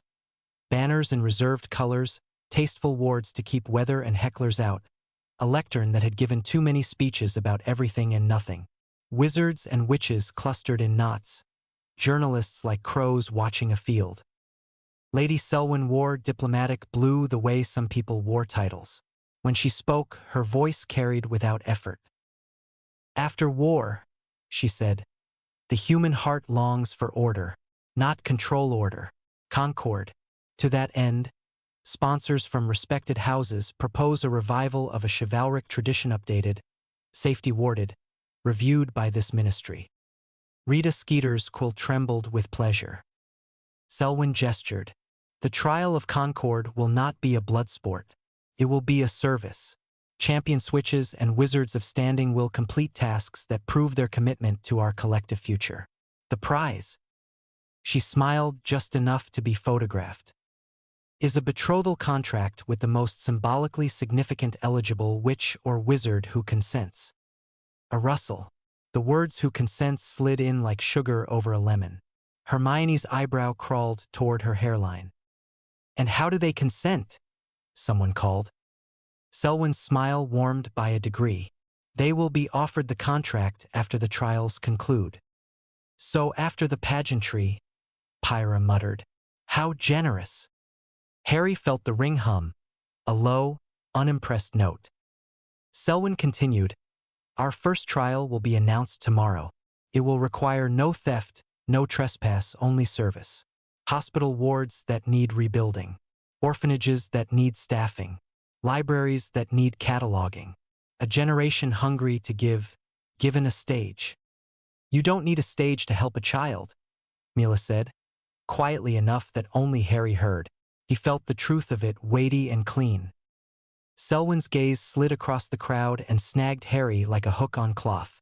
"Mr. Potter," she said smoothly, "I trust you will see that our intent is honorable." Harry held her look and said nothing. Turned out silence could be a decent tool. Selwyn finished with a flourish of reasonableness. "We announce, we listen, we refine. That is how good law is made." Rita's quill scratched faster. Kingsley took a single step forward. "And good law begins with boundaries," he said mildly. "You've made yours. Now Mr. Potter will make his." They moved 2 steps left of Selwyn's banner. Jonathan's choreographer, so that every camera's best frame had Harry standing not under a crest but in clear air. Lanterns warmed by a whisper. Pyra brightened, not fire, just a clean light that made skin honest and shadows kind. Several photographers looked up, puzzled and grateful, with no idea why. Harry didn't raise his wand for Sonorous. He didn't need to. The atrium had learned to listen to him in a different war. "The Committee on Ancient Rites authenticated my self-binding this morning," he said, crisp as Hermione's bullet points. "That means my hand is my own. Can't be won. No one will quest for me. Ever." A murmur, not all friendly, mostly clean. "If the Wisengamot values choice," he went on, "it will vote against the Concord motion and for codifying autonomy, not pageantry. And if you want to serve hospitals, orphanages, libraries, start today. You don't need a tournament to be decent." He stopped. He had promised Hermione he would. The silence that followed felt oddly like respect. Rita's quill hovered, trapped between 2 headlines. Selwyn's smile did not alter by a millimeter. "Thank you, Mr. Potter," she said. The floor will decide what honors stability best. We all want a safer world. Then stop making cages look like crowns. Jonathan murmured just loud enough that 3 recorders caught it, and 9 people pretended they hadn't grinned. A junior clerk elbowed through with a breathless bow. Minister Weisengamot moved up the session. 10 minutes. He looked at Selwyn. Your sponsors requested it. Of course they did, Hermione said sweetly. Kingsley nodded once. To the chamber. They turned to Gon. The invitation card in Harry's pocket stung his hip. He fished it out. The Selwyn blue ribbon had tightened on itself like a snake biting its tail. A silver filament thin was drawing from the card toward his ring. Mila's hand was already there fast, precise 2 fingers pinching the air an inch from the filament as if catching a splinter in sunlight. Her jaw set. Not today. Pyra's glow hardened. Jonathan's wand angled, not to flash, but to cut. Hermione whispered a sterile severing charm, one used for surgical threads. Not dueling. The filament severed with a petulant spark, the card going instantly limp, a simple piece of paper again. Selwyn blinked her lashes once, very slowly, and smiled as if she'd witnessed a clever parlor trick at a party she hosted. Security at these events, she said to no one, is never what one hopes. Kingsley's magic pressed at the edges of the scene, making each breath easier. Ors, he said, without looking away from Selwyn. Collect the invitations. Analyze the inks. If any of them try to cast without wands again, I will sign an order barring glamour work from the ministry for a month. Rita's quill quivered with what might, for once, be genuine outrage. Non-wand casting in a press call? Minister. Off the record, Rita? Hermione said. Not this time. On the record. Names, if you can get them. Rita's eyes glittered. With pleasure. Selwyn's smile did not falter. We're all learning, she said, serene as an ice floe. See you on the floor. She departed with her coterie, leaving the air a degree colder and the crowd a degree more awake. Harry looked at Mila. Thank you. Keep that ring, she said softly, and I'll keep your fingers. He tried not to grin at the combination of tenderness and practicality and failed. Chamber, Percy reminded, already in motion. The Weisengamot resembled a well, the higher tiers dark with history, the floor bright with current argument. Purple banners hung like quiet threats. Murmurs layered the air. Kingsley took his place at the central dais. Burke's authenticated ruling Percy had arranged for a runner already lay on every member's desk, stamped and sanded. Selwyn and Knott occupied a bank of seats to the right, polished, poised, prepared to pounce. Hermione slid Harry a half-sheet. If they try to pull you to the lectern, defer, she whispered. Let the minister own the motion. You speak only if required. Ron nudged Harry with an elbow. And if required, don't be clever. Be obvious. It drives them mad. Obvious? Harry repeated, amused despite the coil in his stomach. A gavel cracked. Kingsley stood. Before debate, the Committee on Ancient Rites submits authentication regarding Mr. Potter's self-binding under the Sky Compacts, the Wand and Will Accords, and the right of choosing. A hum like a hive. Some faces softened. A few tightened. Selwyn remained the same exquisite temperature. Kingsley continued. Additionally, I table a bill for first reading an act concerning recognition of autonomic bonds, which affirms that any self-binding recognized by the committee precludes claims of trial or prize over the bound party. Selwyn rose with cultured surprise. Minister, must we legislate in panic? In memory, Kingsley said, not blinking, of those killed by trials that were pageants for pride. Burke's scar-lipped colleague rumbled, Here, here. Selwyn inclined her head graciously. Then let us debate law with law, not sentiment. Her glance flicked to Harry like a knife checking its edge. And let the bearer of the ring answer a simple question. If the trials serve the public good, rebuilding, teaching, healing, why oppose them? Harry didn't look at Hermione. He didn't need to. Her advice had already become his bones. He stood only enough to be seen and kept his voice level. "Help isn't a hostage," he said. "If you want to rebuild, rebuild. Don't attach a leash to a wedding." The murmurs shifted. It wasn't eloquence. It was obvious. And it worked. Selwyn's smile went thoughtful. She hadn't expected applause. She hadn't expected that either. "Then we refine," she said smoothly. "We remove mention of a betrothal and retain the trials as public service." Not jerked, startled. "Lady Selwyn." She silenced him with the smallest tilt of her fan. "We adjust," she cooed. "It's what responsible sponsors do." Hermione's quill paused mid-stroke. "She's cutting bait," she breathed.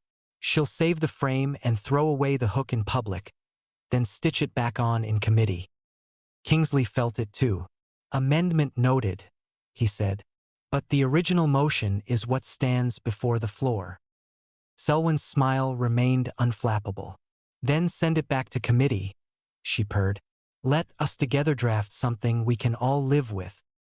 Jonathan leaned toward Pyra. Translation: "Let us smother this in polite meetings until it dies of boredom." Pyra glared radiantly at the banners. "I could set boredom on fire." "Later," Jonathan whispered. "At home." Debate unfurled, Percy at Kingsley's side feeding precedence. Hermione rising twice to cite stale statutes that suddenly mattered. Burke's ruling anchoring like a good stone. Selwyn parried, never sweating, always reasonable, offering silkier traps when the iron ones were spotted. Through it, the ring sat calm against Harry's pulse. Not power permission, not armor honesty. A clerk scurried to Kingsley with a slip. He read, masked his reaction, then spoke. "Before we continue, an arrest was made this morning in the committee chamber. A Concord hire attempted to cast a non-consensual binding thread at a witness. The Department of Magical Law Enforcement has opened an inquiry. Until it concludes, any vote on Concord trials is stayed." The room went still. Selwyn's eyebrows lifted with a painter's surprise. "How very inconvenient," she said. "How very telling," Hermione breathed. Kingsley's gavel fell. "Recess. 2 hours. We reconvene at 2 o'clock." Benches scraped. Voices rose. Reporters ran. Harry exhaled and only then realized he'd been holding his breath with other parts of him 2 places the ring couldn't reach without permission it hadn't asked for yet. Mila's shoulder found his. "You did the hard thing," she said. "You said the obvious thing out loud." He smiled. "Makes it harder to argue with." "Impossible to ignore," she corrected. Pyra looped them, buzzing, barely keeping to no flames. 2 hours, she sang. There. Tarts. The office with the scandalous window. Food, Ron said instantly. Then a plan. Hermione nodded, already cataloging witnesses and amendments in her head. Jonathan tilted his head toward the corridor, where Selwyn's pale blue thread of supporters flowed like a river that thought it was the sea. "Let them swim," he said. "We'll build a bridge." Harry slid the Selwyn card into a bin marked recycling, watched it disappear in a puff of harmless steam, and felt the smallest, most satisfying click in his chest, something old letting go of something it had never wanted to carry. The compass knocked his thigh, impatient as a friend. He didn't open it. Not yet. Choices, he was learning, were not only what you did. They were when you did it. "Tea," he said. "Then we go back and do the obvious thing again." They turned toward the corridor, toward pastries and plans and the next argument, and behind them the ring shone once, quietly, like a lamp you leave on for yourself when you know you'll come home late. By the time the Wisengamot recessed again at dusk, London had put on its evening lights like a nervous habit. The bill Hermione drafted was safely in committee. The Concord motion was tied up in investigations and polite outrage. It wasn't victory. It was breathing room. "Next move?" Ron asked, shoving the last third of a jam tart into his mouth. "Please say sleep." "Hogwarts," Hermione said. At the same time Mila said, "Hogwarts?" And Jonathan, entirely unhelpful, said, "A rooftop." Pyra twirled midair. "Hogwarts has rooftops." Harry smiled. "Hogwarts it is." Flue ash, oak smoke, and the headmistress's office. The phoenix on Dumbledore's old perch was a painted one now. The real bird had departed long ago. In its place, Minerva McGonagall's stare held the exact same temperature as a winter morning. "Welcome," she said, and then to Pyra, without looking, "We do not ignite diplomas in this office." Pyra's sparks died like a guilty thought. "Yes, Professor." "Good evening, Minerva," Hermione said, a little breathless with the joy of being in a place where the shelves themselves remembered her. "We need the Founder's collection." "I assumed as much from your owl," McGonagall said. She tapped the telegram Hermione had received her response on. The bottom line still read, in tight script, "Try not to set anyone on fire." Minerva lifted her eyes to Harry's ring. Something flickered their pride, worry, history in a single blink. "So, you have bound your hand." "I have," Harry said. "Good."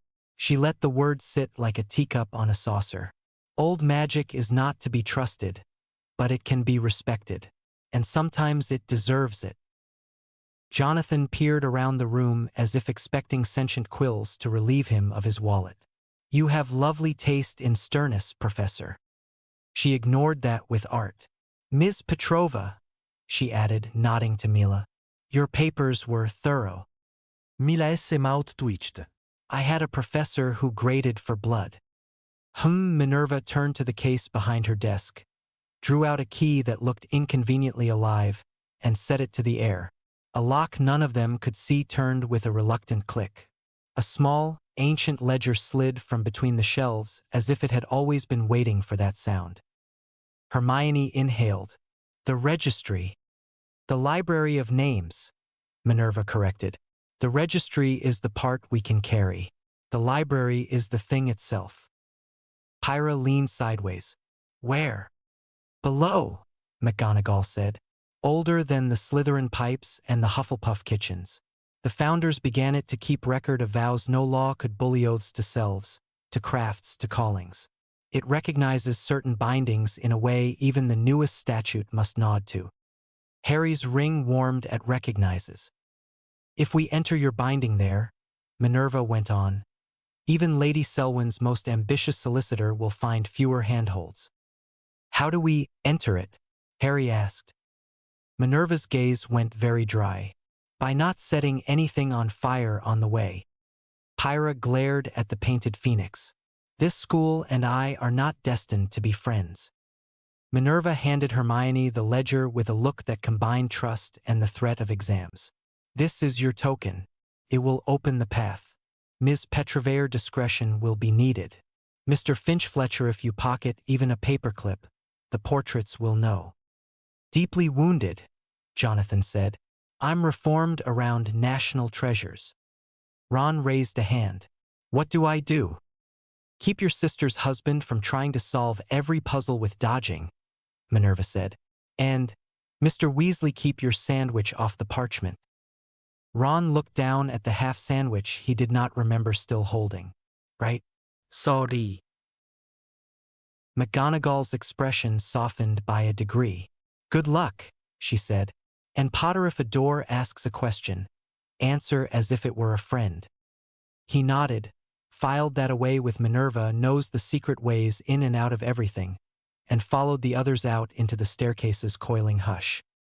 They took the long way down, past the moving stairs, still petulant, past a corridor where Peeves muttered poetry to a suit of armor that pretended not to blush, past the tapestry of trolls and ballet tutus, to a square of wall Hermione had once dragged Harry through in the middle of the night to avoid Snape.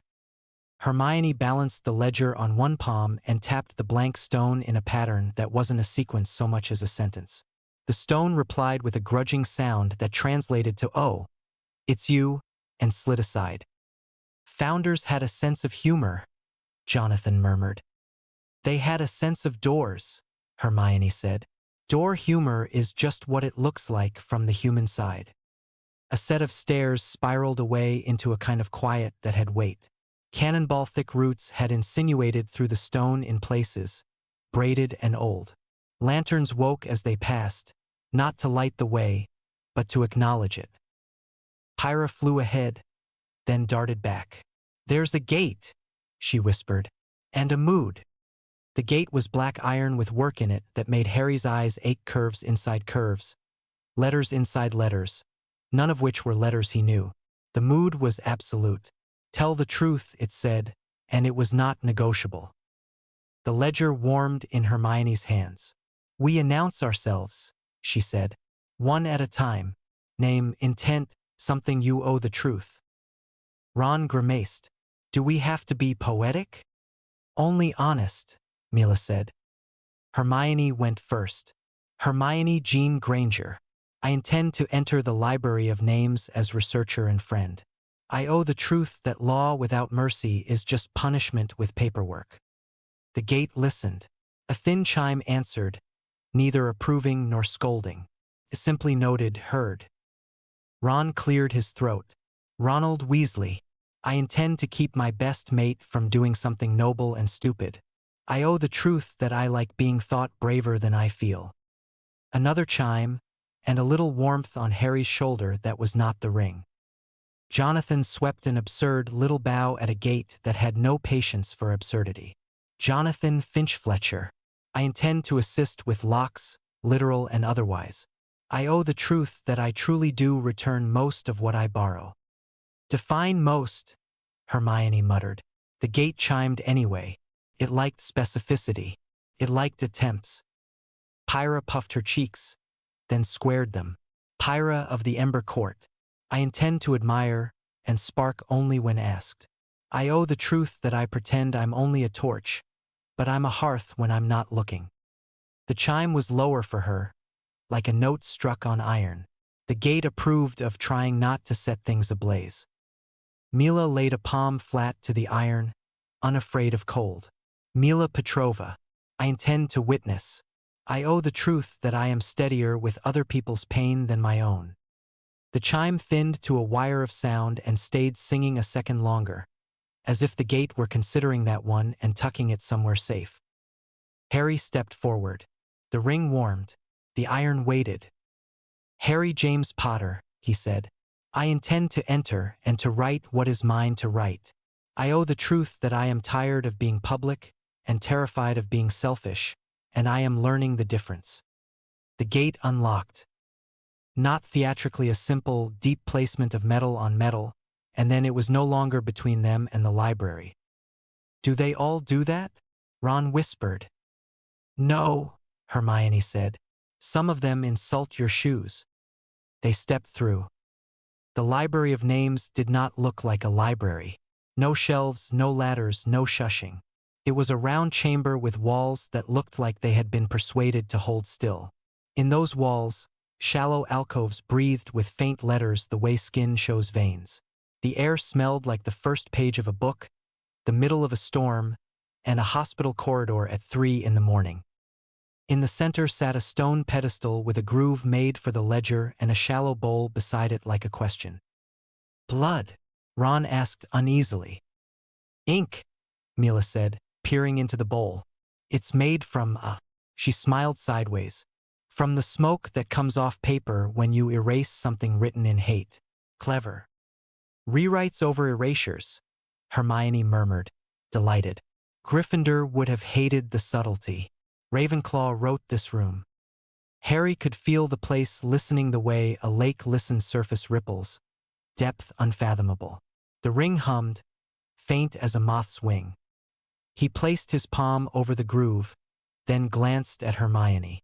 "Lead." "You speak," she said. "I scribe." He nodded. The pedestal warmed beneath his hand. The library waited.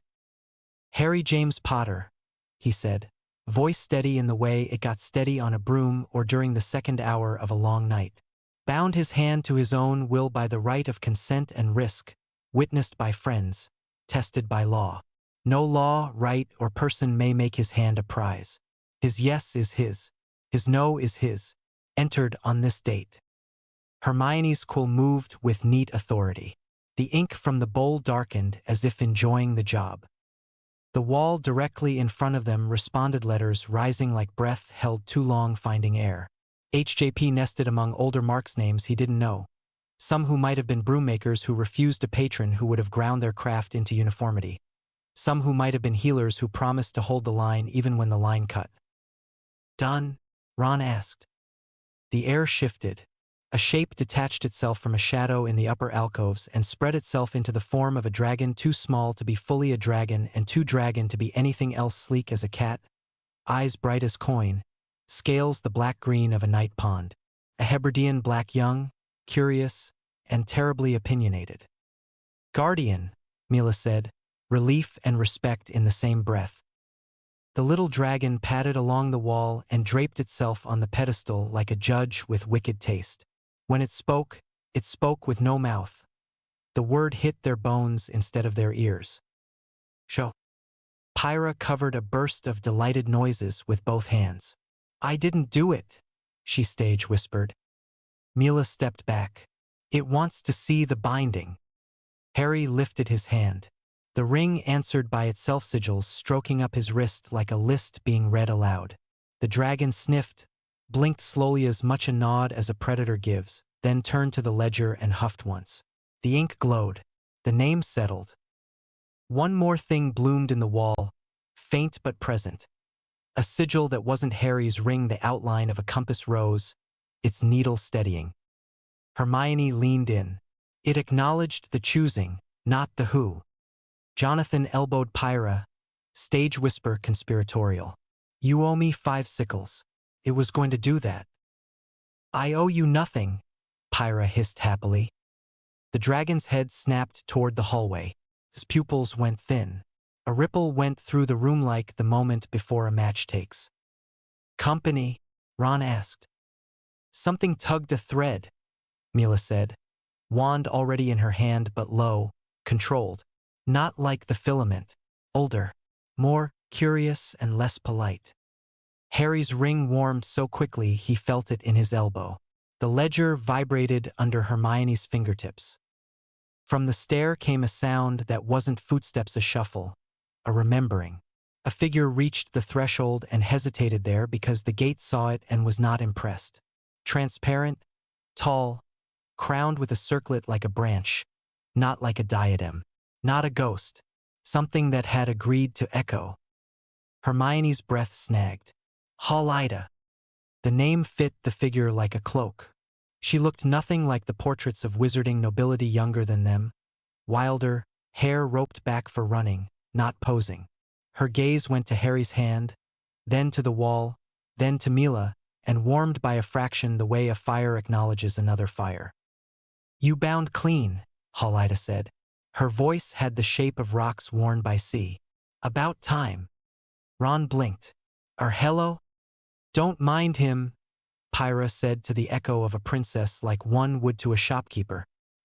He's very brave and very hungry. Halida's mouth curled. Brave is often hungry. You've written your no, boy. Good. Will you write your yes? Harry's throat went dry. There's space for that? In you? Halida asked. Yes. Mila's fingers flexed at her sides. She didn't look away from Halida. The library allows it? The library will hear it, Halida said. It will not bind you to a person. It will bind you to the kind of thing you will not betray without unmaking yourself. Some write a craft. Some write a calling. A few write a promise. She tilted her head. Do you know yours? Harry swallowed. The compass in his pocket might as well have been knocking with both hands. He felt Hermione beside him, a presence like a desk lamp on late nights. Ron on his right, solid as kitchen chairs. Jonathan behind, ready to lie to the world and tell the truth to his friends. Pyra hover-burning. Mila, steady and unbearably gentle. Yes, he said, before he could be wise enough to delay. I think I do. Halida's eyes did not blink. Speak it. Not here, Hermione said softly, surprising him. Not rushed. Not because an echo asked. Because you want to write it. The dragon yawned. revealing a mouth full of opinions. It liked Hermione. Ida inclined her head, uninsulted. Then hear also this, the Concord folk have not given up. They will change names and think the magic won't notice. It will. But only if you keep bringing your ring to rooms where names are made. She looked at Jonathan. Stop them from stealing the doors. Jonathan looked uncharacteristically solemn. Plan to. She looked at Pyra. Set only necessary things on fire. Pyra saluted. Define necessary. Ida smiled like someone who had chucked a torch through a rulebook once and only regretted it a little. You will know. Finally she looked at Mila, and the room got quiet in a way that had nothing to do with stone. Keep the healer's oath you made without words, Ida said. The hard one. Mila's answer was a nod that felt like a vow. The echo's edges began to thin. She gestured at the wall where Harry's sigil now lived with the compass rose faint beside it. Write your yes when you're ready. Doors answer doors. Will we see you again? Harry asked. When you don't need me, Ida said, and the chamber decided it was empty of her. Silence stood up and stretched. Ron let out the breath he'd been storing. I liked her. You would, Hermione said, eyes still shiny. She hated paperwork. The dragon hopped off the pedestal, patted to Harry, and bumped his hand with its head like a cat claiming a friend. Then it leapt to the wall and melted into the letters as if it had always been carved there. Registry entry is secure, Hermione said, voice professional again only because feeling everything at once would have drowned her. Let's go before Peeves finds a reason to rhyme self-binding with something unsanitary. Wait, Harry said. He opened the locket.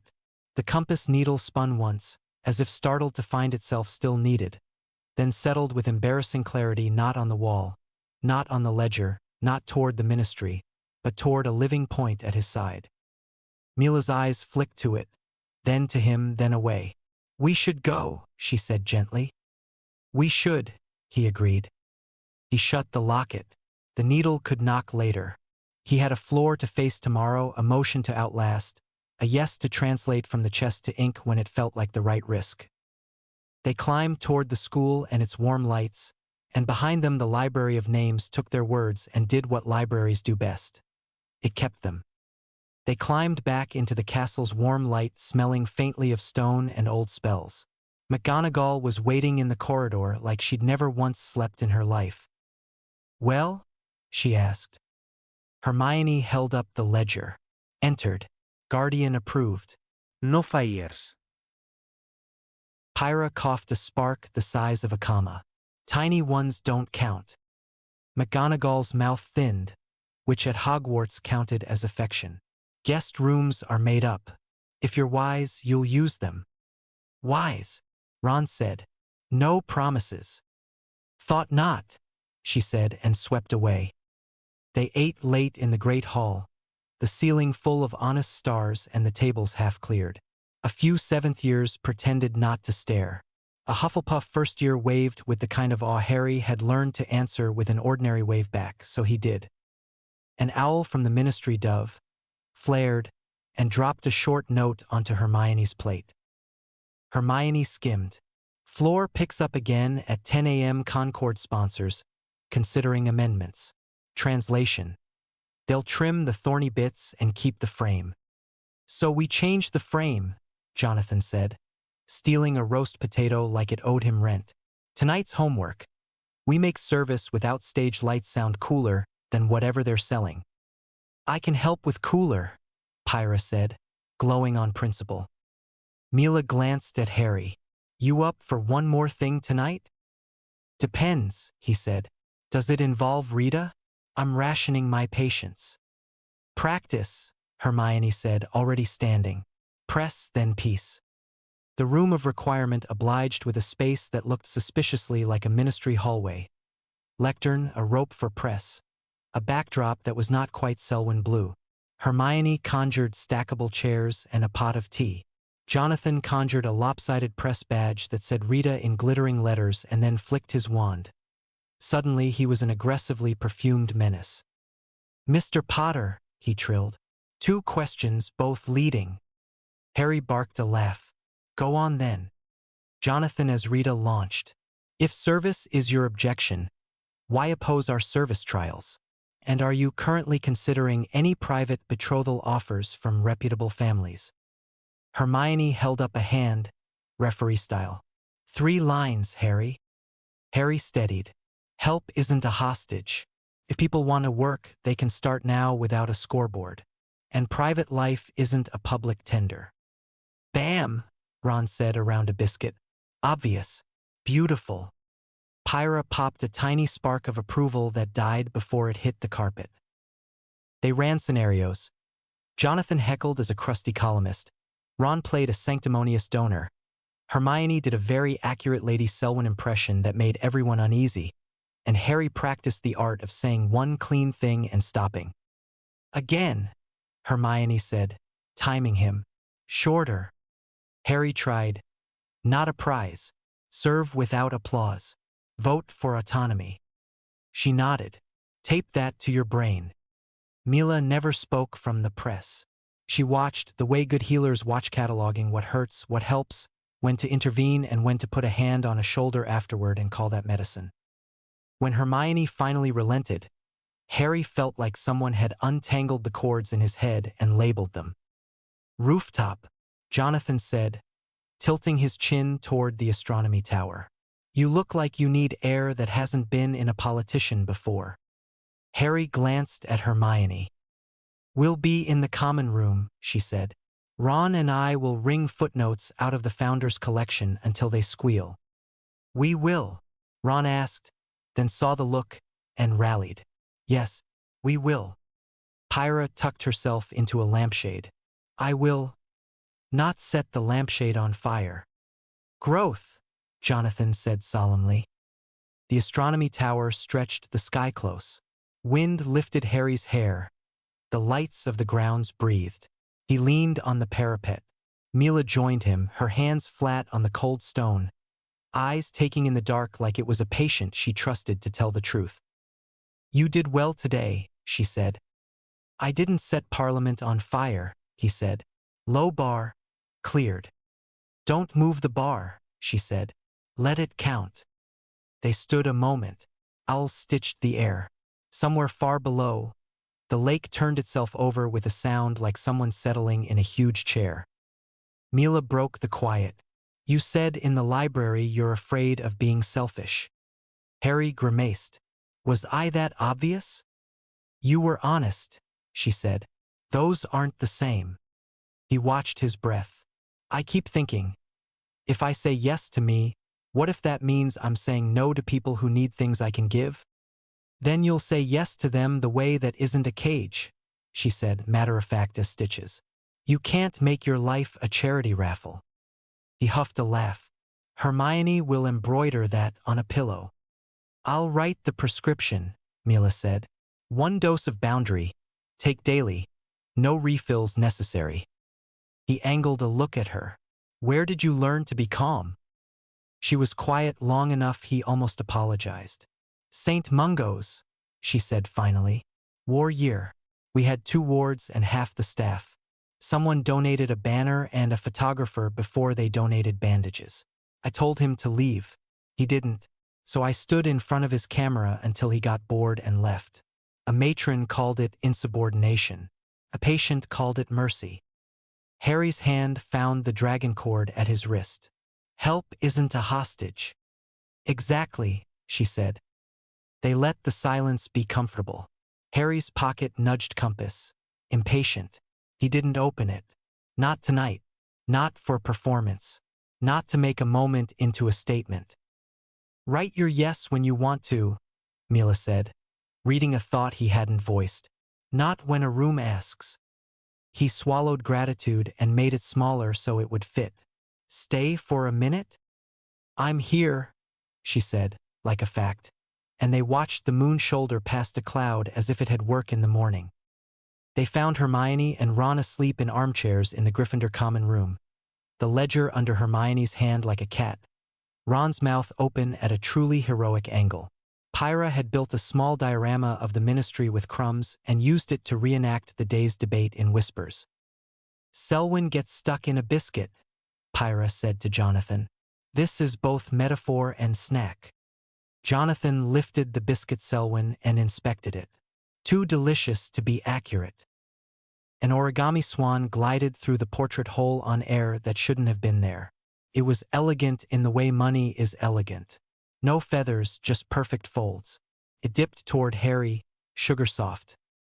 Mila's hand shot out. 2 fingers closed on nothing, the tiny pull of a thread. Don't touch, she said softly. The swan's head twitched toward her, then toward the ring, as if scenting a vein. Jonathan clapped a teacup over it.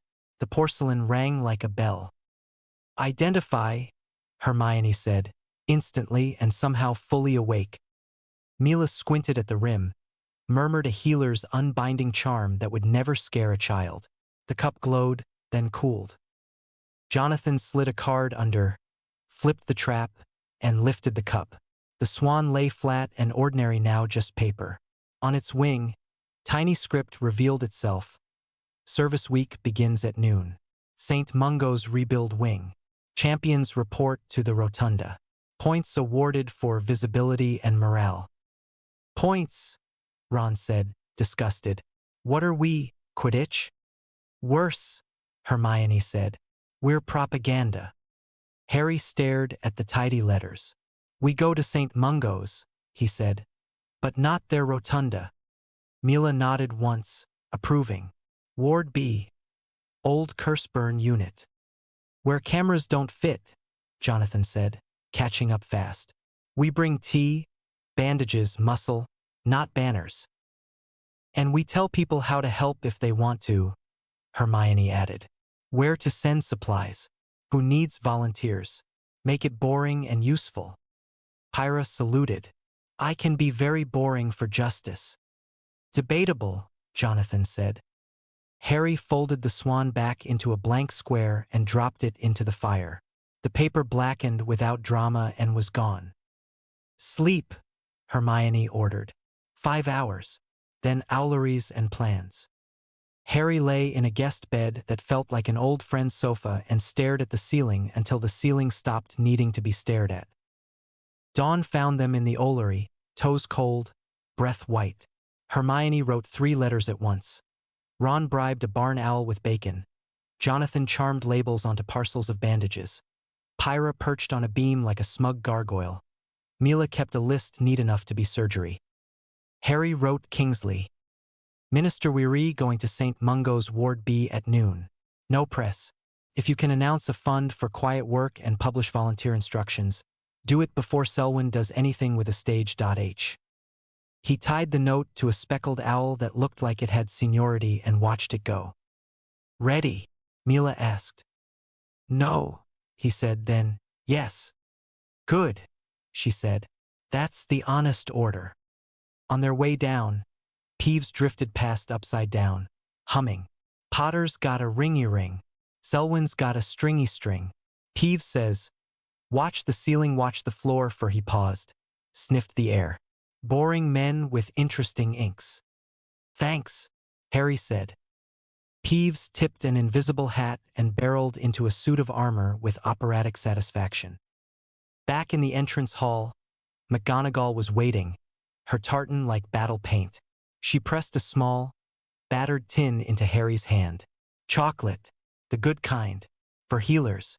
They never remember to eat. Harry blinked. How did you? I was 20 once, she said crisply. And St. Mungo's has drafts they refuse to fix. He smiled. We'll fix what we can. Do, she said, and there under the steel a flick of pride. Go on. St. Mungo's wore scaffolding like a patient wears stitches. The front steps were already fussy with velvet ropes and a tasteful sign. Service Week welcome champions. Photographers clustered like crows that had learned manners. Harry didn't break stride toward the side entrance. Ward B, he said. The healer at the side desk had a tired face and a name badge that read ALMA. She took them in with one sweep and, to her credit, didn't ask for a photo. Volunteers? she said. Yes, Harry said. No press. She exhaled through her nose, which counted as a pure yes. Gloves are in the drawer. Lists on the board. If you faint at the smell of potions, turn left. If you don't know what you're doing, say so. Copy, Ron said, already rolling his sleeves. Tea for staff, Mila asked, lifting McGonagall's tin. Alma closed her eyes in gratitude, opened them steadier. I'll marry you for that. Get in line, Pyra said under her breath, then adopted the world's most innocent smile when Mila glanced at her. They stepped into Ward B. No banners. No speeches. Just work. Buckets, Jonathan said, grabbing two. Because destiny also leaks. Hermione pinned up a fresh rota, handwriting crisp.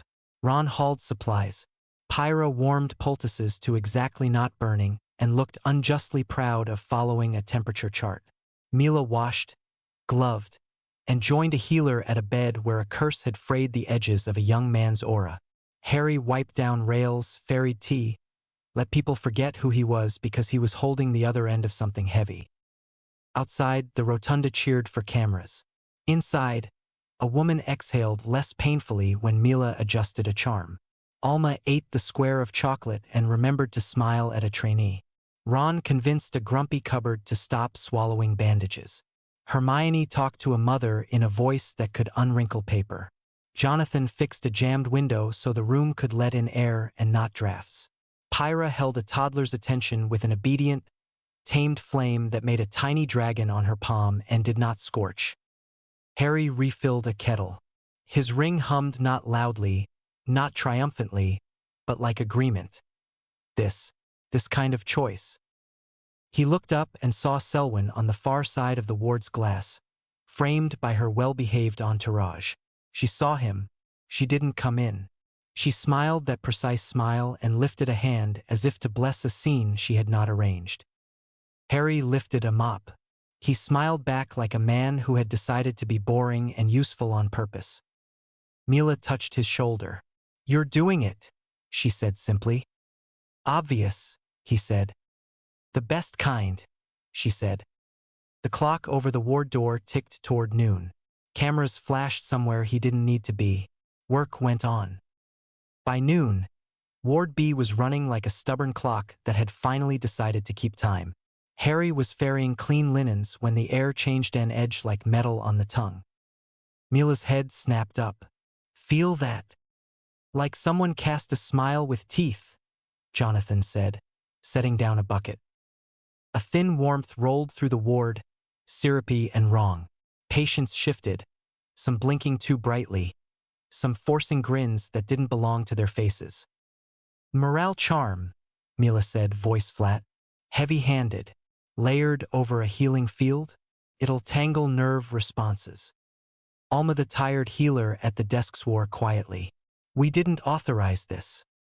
Pyra's glow tightened to a small, disciplined ember. Point me at the fuse. The windows, Hermione said, already moving. Look. A silver garland had been strung along the top panes sometime between tea rounds. Delicate threads braided with tiny embossed laurels. Pretty, if your eyes didn't catch the hair-thin runes stitched underneath. Selwyn's people, Ron growled. They decorated. Harry's ring warmed, then heated, a low warning. Compulsion trying to get in. Mila stepped beside him, calm as a scalpel. I'll lay a local counterfield, she said. But I need the charm pulled, not just muffled. On it, Jonathan said. Pyra traced the live line. Don't burn the glass. I am more than fire, Pyra sniffed, then glided along the garland, palms hovering. The ember at her fingertips brightened where runes pulsed. Her hair here. Knots. Hermione read the threadwork, lips moving. 3 key stitches. If we cut wrong, it floods. If we cut right, it dies with a whimper. Make it whimper, Harry said. Mila's hand slid into his swift. Sure. I'll anchor on you, she said, as if it were obvious. Always, he said. before he could wonder if that was too much truth in a ward at noon. She smiled with her eyes. Hold. He did. The ring's heat steadied under her palm.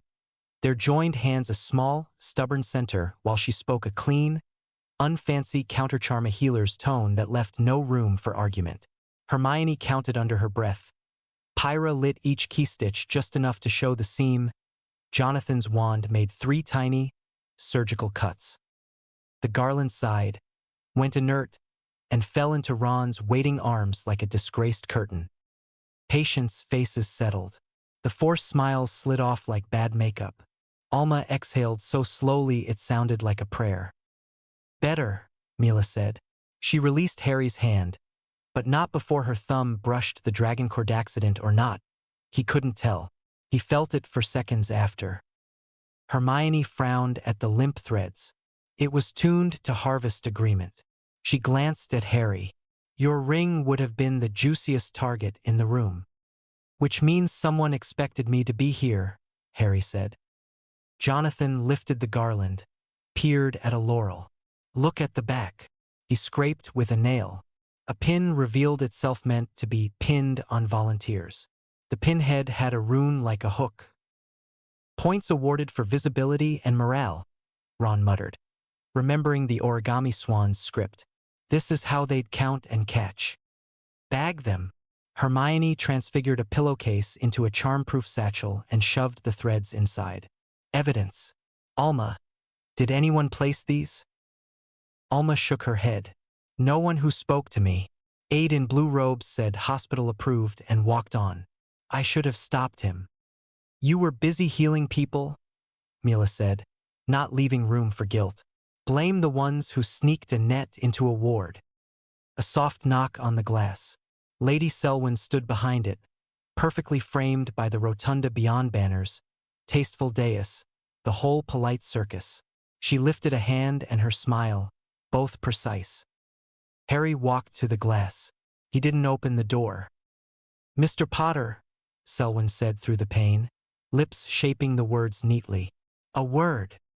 Not in my ward, Alma said, folding her arms. Harry tilted his head.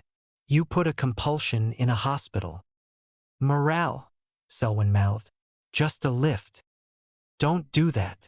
Harry didn't raise his voice. The ring hummed. The glass ate the tone and left the words clear. If you want to help, bring supplies and leave them. Quietly. Selwyn's lashes lowered, lifted. Of course, she mouthed and glided away, leaving no fingerprints and too much perfume. Rita Skeeter materialized from nowhere and everywhere, quill already stabbing the air. She caught only one thing. Alma stepping into frame and snapping, "Press stays in the rotunda. This is a ward." Rita stared at the healer for a heartbeat, surprised into honesty. Then she nodded, just once, and withdrew. Kitchen's sending pasties, Alma muttered, as if embarrassed by the emotion. Keep working. They did. By late afternoon, the ward had quieted. The worst burns were smoothed by charms. The charms were cooled by salves. The salves were labeled by a clerical miracle named Predum, who'd been waiting all day for someone to notice his system was perfect. Harry and Mila ended up on the little balcony just off Ward B. A tired patch of stone with a railing, the city spread a little hazy beyond. The air smelled faintly of potions and the bakery across the street. You okay? He asked. I'm fine, she said, and then, because she practiced what she told other people to do, added, I'm tired. Sit, he said. They sat, shoulders touching because the bench was small and the truth had stopped pretending to need excuses. Thank you for earlier, he said, for holding the line. You held it, she said. I leaned on it. He turned a fraction. That's how I want it to be. Not me alone. Not you alone. A thing we both hold. She didn't answer right away. The city hummed. Ward lights blinked. A bus sighed into a stop. She looked at him the way she looked at pain steadily, without pity. Harry, she said softly, I don't need a speech. I wasn't going to give one, he said, then ruined it by saying, I was going to give a sentence. Her mouth curved. Go on. I want to kiss you, he said, plain as stitching. Mila's shoulders eased, like something in her had been waiting for plain. Yes, she said, just as simply. He moved slow enough to be refused. She met him halfway, not careful, not careless, exactly right. The kiss tasted faintly of chocolate and mint draft, of the day's starch and a private sweetness that had nothing to do with hospitals or headlines. It was unhurried and sure. When her hand lifted to his cheek, his world narrowed to the warmth of it and the small, honest sound she made against his mouth. They parted on a breath. She rested her forehead to his. That, she said, and he felt the smile. That, he agreed, a little dazed, a lot awake. Don't write yes for me in the library, she murmured, eyes still closed. Write it for you. If it points at me, I'll meet it there. He exhaled a laugh that wasn't a joke. Deal. They were still smiling when the balcony door creaked. Jonathan stuck his head out, took in the tableau, and executed a polite backward step. I will come back in 12 seconds, he said, and closed the door. They laughed into the same breath. At exactly 12 seconds, Jonathan reopened the door. Forgive the punctuality. We have a complication. Selwyn, Harry asked, standing. Worse, Jonathan said. Paperwork. He led them to a supply closet that had decided to become a small office rather than be bullied by mops. Hermione, Ron, Pyra, and Alma were packed inside with a box of glossy pinslaurels like the garland, each with the same hooked rune on the back. Delivered to the side entrance, Alma said, disgust tickling the edges of her exhaustion. Addressed to Ward B volunteers. Hermione held up the packing slip. Invoice paid by a foundation no one's ever heard of. 3 intermediaries. Classic wash. Ron had pried one pin apart. There's a second layer, he said, holding up a sliver of metal so thin it bent if you looked at it. Fused to the clasp. Mila. Mila set it on her palm like it might bite. A vow hair, she said. Thin as truth told by a coward. If you wear it while you speak a pledge, even a casual happy to help, it takes a shaving of will. Pyra's glow went knife bright. They tried to tax people's yes.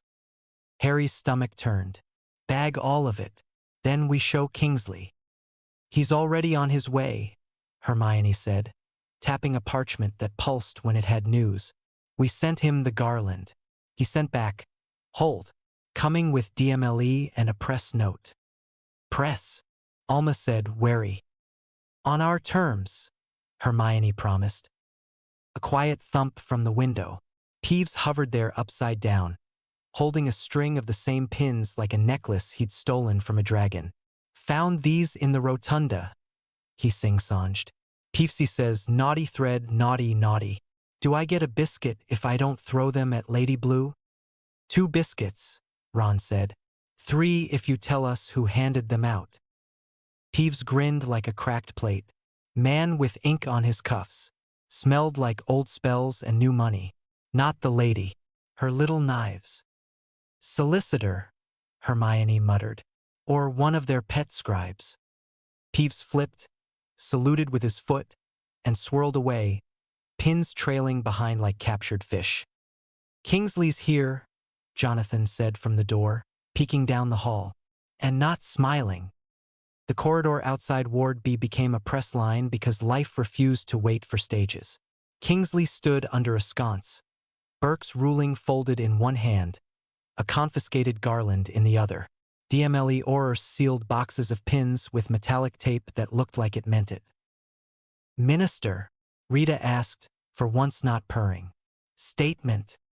Kingsley held up the limp threads. Artifacts laced with compulsion were introduced into St. Mungo's during a public service event, he said. Several were tuned to siphon consent. We're opening a full inquiry. Until it concludes, service week is suspended. Quiet work continues. If you want to help, St. Mungo's has a list. Who's responsible? Rito dimendid. We will name names when we have them, Kingsley said. And unlike some, we will bring proof before we bring a parade. Rita's quill hesitated, then wrote that exactly. Selwyn approached, immaculate, sympathetic. Minister, we're appalled. If any third party misused our initiative. Hermione stepped forward with the satchel. Invoice trail, she said crisply. Foundation, shell, law office connected to your house. We'll let the DMLE decide if that's coincidence. Selwyn's smile stayed pinned. We handle donations through multiple entities for privacy. Try transparency next time, Jonathan murmured just loud enough for 3 quills to twitch. Selwyn glanced at Harry.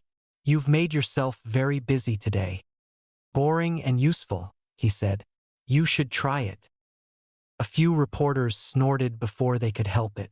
Selwyn's eyes cooled by a degree. The Wiesengemot reconvenes at 2 tomorrow, she said.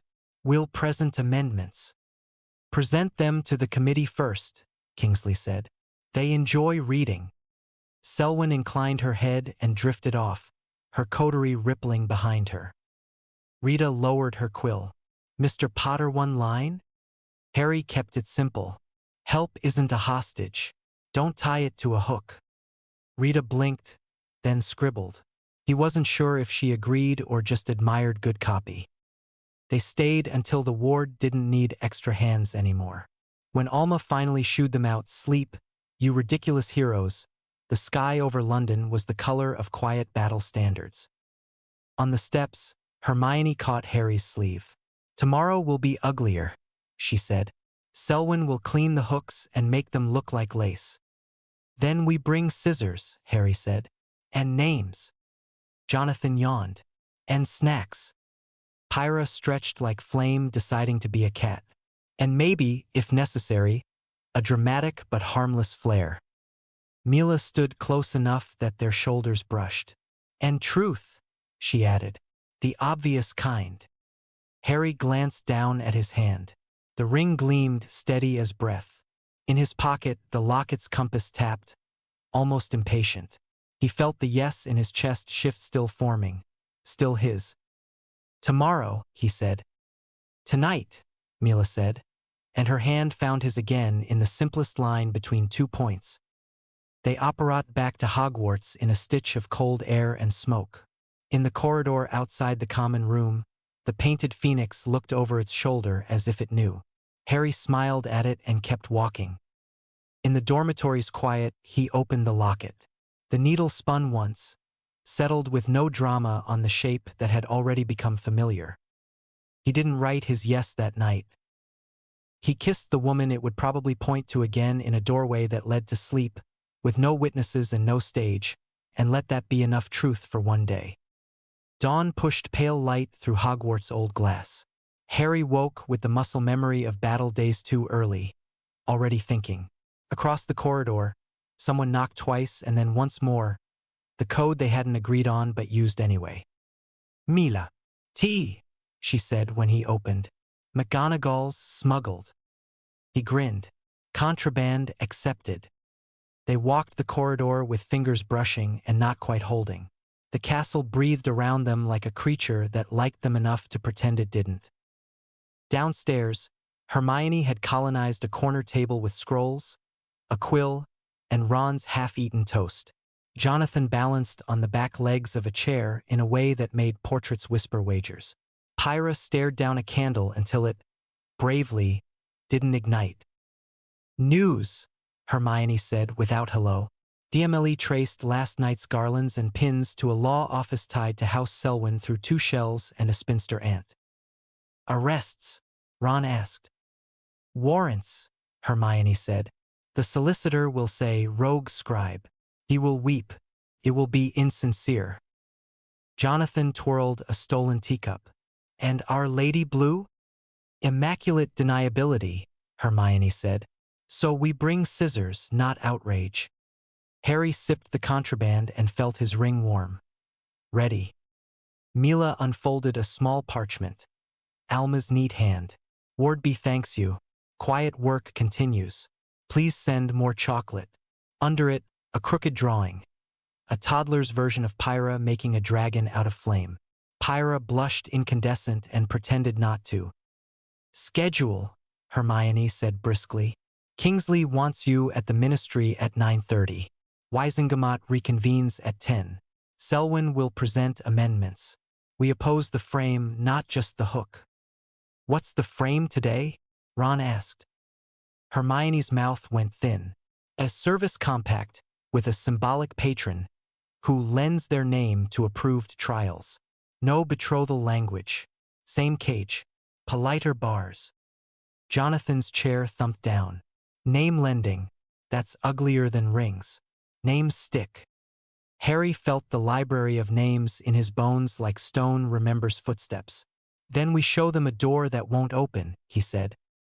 Mila looked at him, understanding catching up like sunrise. The library can refuse and record. Hermione smiled. Exactly. Burke will respect it. Pyra popped a small, obedient spark. And if he doesn't, I'll glare. Ron stuffed the last of his toast solemn. A terrifying strategy. They left Hogwarts with McGonagall's tartan nod behind them and the smell of oak smoke in their robes. The atrium had opinions today. Reporters clustered with the hunger of hounds who halfway regretted their appetite. Rita caught Harry's eye and did a tiny, impossible-to-believe dip of her quill that read like well done yesterday. He nodded back. They weren't allies. Not exactly. But she loved a story that didn't insult her. In Kingsley's office, Percy was already color-coding outrage. Burke's stamped ruling lay ready. Beside it, a fresh sheet with a polite title in Percy's tidy hand. Memorandum on the non-alienability of names. Burke will listen, Kingsley said. Selwyn will smile. Not will glower. Be obvious. Harry nodded. Help isn't a hostage, he said, because some lines became tools when you said them enough to mean them. Good, Kingsley said, almost smiling. Let's go. The Wisengamot chamber filled like a well.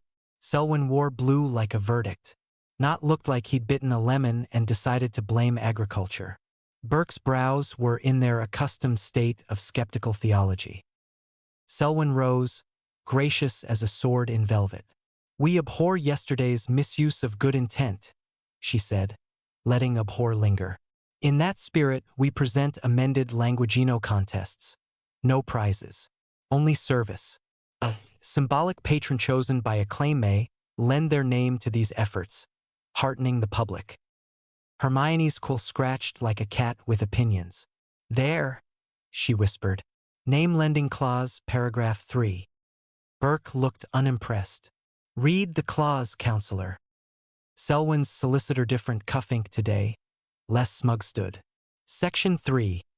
The symbolic patron, by lending their name, consents to reasonable uses of said name in posters, announcements, and... Stop, Burke said. We are not a marketing firm. A ripple of laughter. Selwyn's smile didn't crack. Names matter in hard times, she said. Mr. Potter's name has rallied us before. Harry stood only enough to be counted. My name rallied people to defend each other, he said, not to sell contests, and it isn't for rent. Burke's pen hovered. Committee recognizes Mr. Potter's self-binding under the sky compacts, he said. Furthermore, we have before us a memorandum concerning names. Hermione stepped forward and slid Percy's document down the long U like a skimming stone. Non-alienability, she said, crisp. The Library of Names recognizes certain names as bound to persons, not offices. Lending would be alienation in lace. Burke read quickly, then slower. Ms. Granger, are you asking this body to consult a library? Yes, Hermione said, as if suggesting they breathe. The library recognizes self-oaths. Mr. Potter entered his ring yesterday. If he enters a refusal to alienate his name, the library will answer. You asked for old law. This is older. A hush. Selwyn's gaze sharpened. How quaint, she said sweetly. We're to consult a basement. Burke's mouth twitched in what, on a warmer man, would be a grin. Lady Selwyn.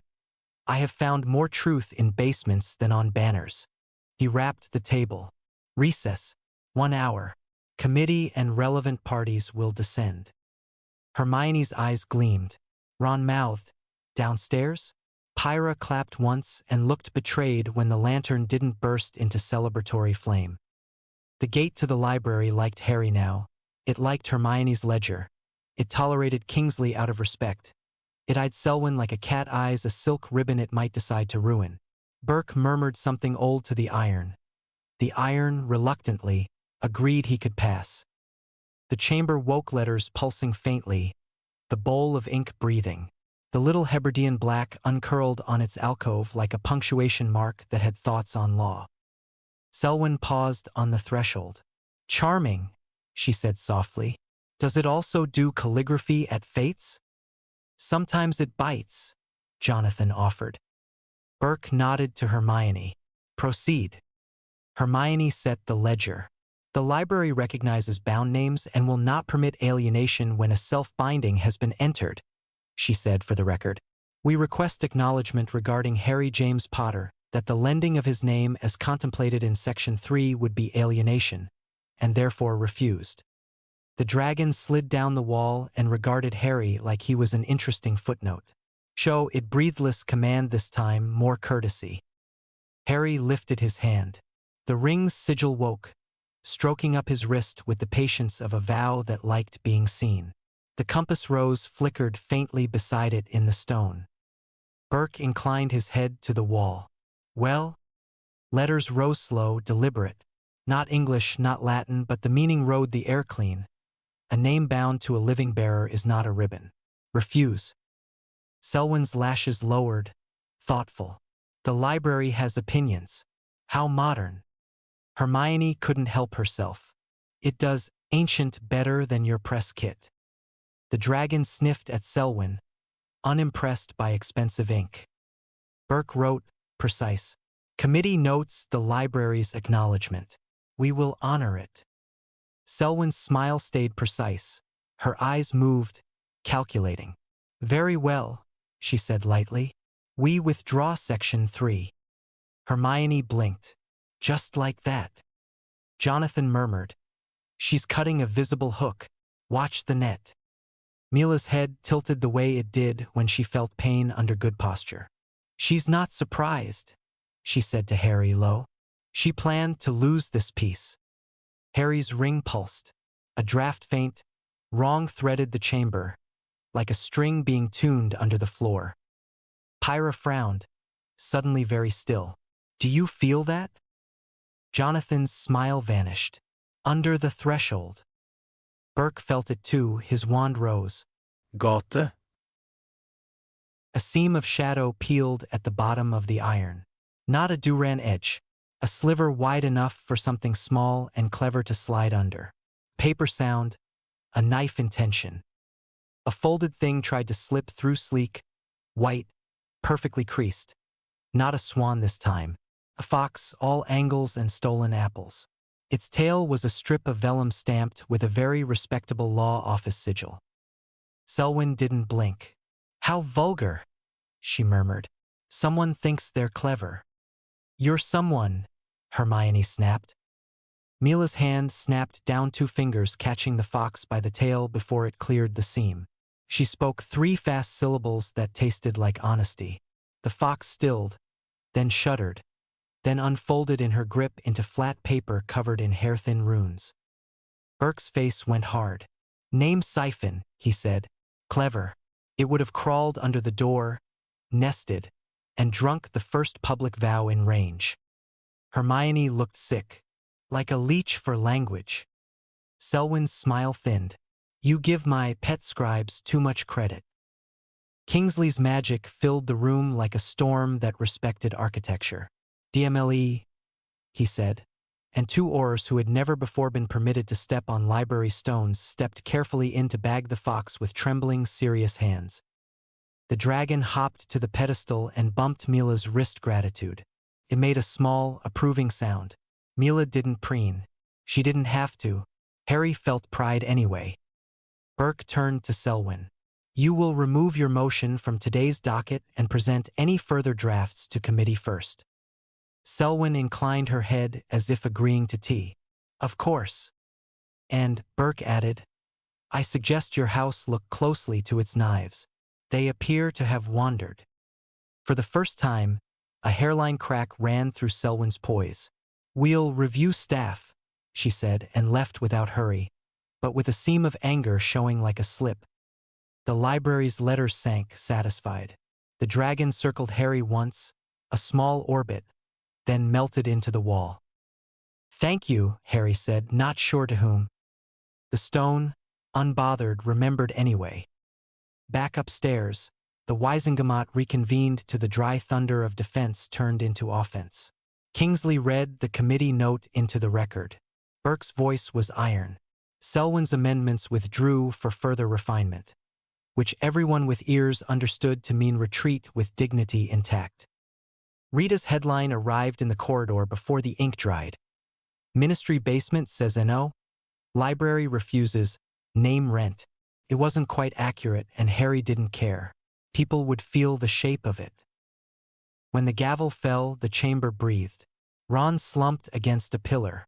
Did we just win a fight with reading? Yes, Hermione said, bright with the joy of it. And paper bit us back, and we bit harder. Jonathan tipped an imaginary hat toward the floor. To basements. Pyra winked at the sconce. It didn't catch fire. Progress.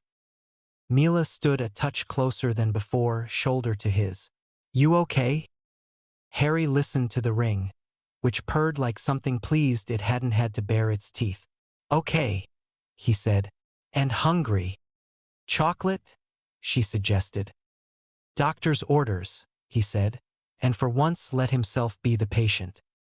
As they turned toward Kingsley's office, scissors in their pockets, ink on their cuffs, names exactly where they belonged, Peeves drifted past upside down, humming. Door under door, he sing-songed. Fox in a box, teeth in a word. Peeves says, check your pockets for paper pets. Working on it, Harry said. Peeves saluted with his foot, did a somersault, and vanished into the ceiling like a bad idea. Outside, London wore an afternoon the color of forgivable mistakes. Inside, a library older than pride had written refuse where it could be found. By late afternoon, the ministry had the careful hum of a hive pretending it wasn't angry. Kingsley read Burke's note into the record. Selwyn withdrew with grace sharpened to a pin. When the gavel fell, Percy breathed again. Evidence is locked, he reported, tapping a ledger. Pins, garlands, the paper Fox Vault E3, double wards. No access until morning. Good, Hermione said, which of course meant not good enough. Peeves drifted out of a ceiling vent, upside down, grinning like a cracked cup. A3, he sang, pleased with himself. Drafts go whoosh past that door. Drafts go everywhere. Silly boys with silly inks. Hermione turned to Jonathan. Jonathan was already shaking his head yes. Kingsley rubbed his temple. Officially, you are going to bed. Unofficially, Harry asked. Unofficially, Kingsley said, not smiling. I am locking my office at 10 and not asking why my window is open at 2. Pyra lit with saintly innocence. We will be boring. Please lie better, Kingsley said, and waved them out before he could stop being minister long enough to be accomplice. Hogwarts gave them an hour to eat and breathe. McGonagall stopped them at the door with a tin of biscuits and a sentence like a ward. Don't touch anything that invites you to. Even if it's polite? Jonathan asked. Especially then, she said. Harry caught her eye. Professor, how do you know when to write a yes? Minerva's mouth softened by a degree. When it will still be true after you sleep, she said, then ruined any chance of sentiment. And for heaven's sake, Weasley, bring my tin back. Ron, affronted, hugged the tin like a relic. Always. They left as the castle's lamps leaned toward night. The office of mysterious drafts creaked like a secret that liked being found. They pried the window. Wind shouldered in, carrying crumbs of city, a murmur of ink. Jonathan knelt by the sill, pulled a thin coil of rope from nowhere, and looped it around a bracket the ministry's safety committee definitely hadn't approved. Draft tunnels, Hermione murmured, peering into the dark shaft beyond. Built when some Hogwarts brats dared the ministry to make every window open to somewhere interesting. Pyra slid into the shaft first, a thumb-sized glow. Path forks. Left smells like old tea. Right smells like smug. Right, Jonathan and Hermione said together. They crawled. Harry in the middle, Mila behind him. One gloved hand light on his boot when the tunnel narrowed. The air smelled of paper and metal and a little fear. Twice, Pyra paused to breathe just enough warmth onto a rune so Hermione could read it and Jonathan could undo it without the tunnel sulking shut. Ron muttered, "I can't believe we're burglarizing the ministry to keep thieves from burglarizing the ministry." "Civic engagement," Hermione said. The draft tunnel widened into a grill that looked down on a corridor 2 floors below the atrium. Simple stone. Fewer portraits, doors with numbers instead of names. E3 glowed with its own opinion of itself. A man strode up to it in a borrowed Auror's cloak. His cuffs were too clean. His wand hand had ink on the knuckles. He carried a tube of vellum under his arm like a saint carries a relic. Mila's whisper threaded the dark. "That's not DMLE. Pet scribe," Jonathan breathed. "Or the foxmaker himself." The man pressed a signet to the lock. The wards stirred, hesitated, as if they felt the lie and would have yielded if the corridor hadn't learned, lately, to distrust polite men with clever seals. Harry nodded to Pyra. She drifted through the grill and sat, a tiny star, in the corner of the corridor's ceiling. The man glanced up, puzzled. Pyra didn't move. Hermione touched the grill. It sighed loose. "Plan," Ron mouthed. "Obvious," Harry mouthed back, and dropped. He hit the flagstones light enough not to echo. The man spun, wand already lifting. "Evening," Harry said. "Evidence hours are 9 to 5. The man flicked a wrist. A paper prayer thin, Visha snapped toward Harry's hand like a fisherman's cast. The ring flared. The thread charred to ash midair and rained delicate, ugly snow. Mila hit the floor beside Harry. Her shield snapped up without drama. Jonathan slithered down the rope with the air of a man greeting an old crime. Ron landed and took the corridor's right flank like he'd been born to be a wall. Hermione dropped last, hair escaping its pins, eyes bright, quill already aimed like a wand. The man's face didn't change. That told Harry more than panic would have. The signet kissed the lock again. This time the wards flinched. Pyra floated down, not flame but a starry nuisance, and settled on the signet just long enough to warm it past the temperature at which lies work. "Now," Hermione said. Jonathan was already moving, nimble as a theft of thought. His wand wrote 2 neat syllables in the dust at the lock space that said, "Remember the last true hand that opened you." The ward shivered and set. The door stopped listening to borrowed seals.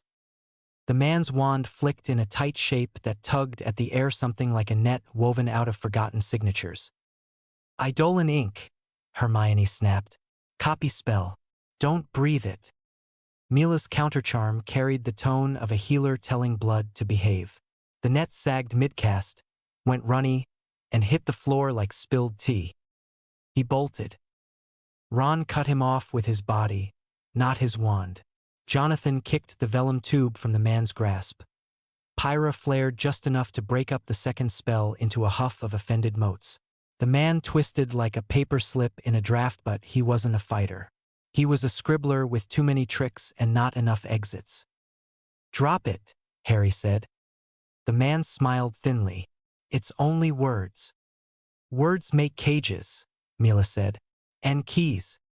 He threw the signet hard, not at Harry but at the grill above them. It stuck. The grill shuddered. The shaft behind it inhaled. "Down," Hermione barked.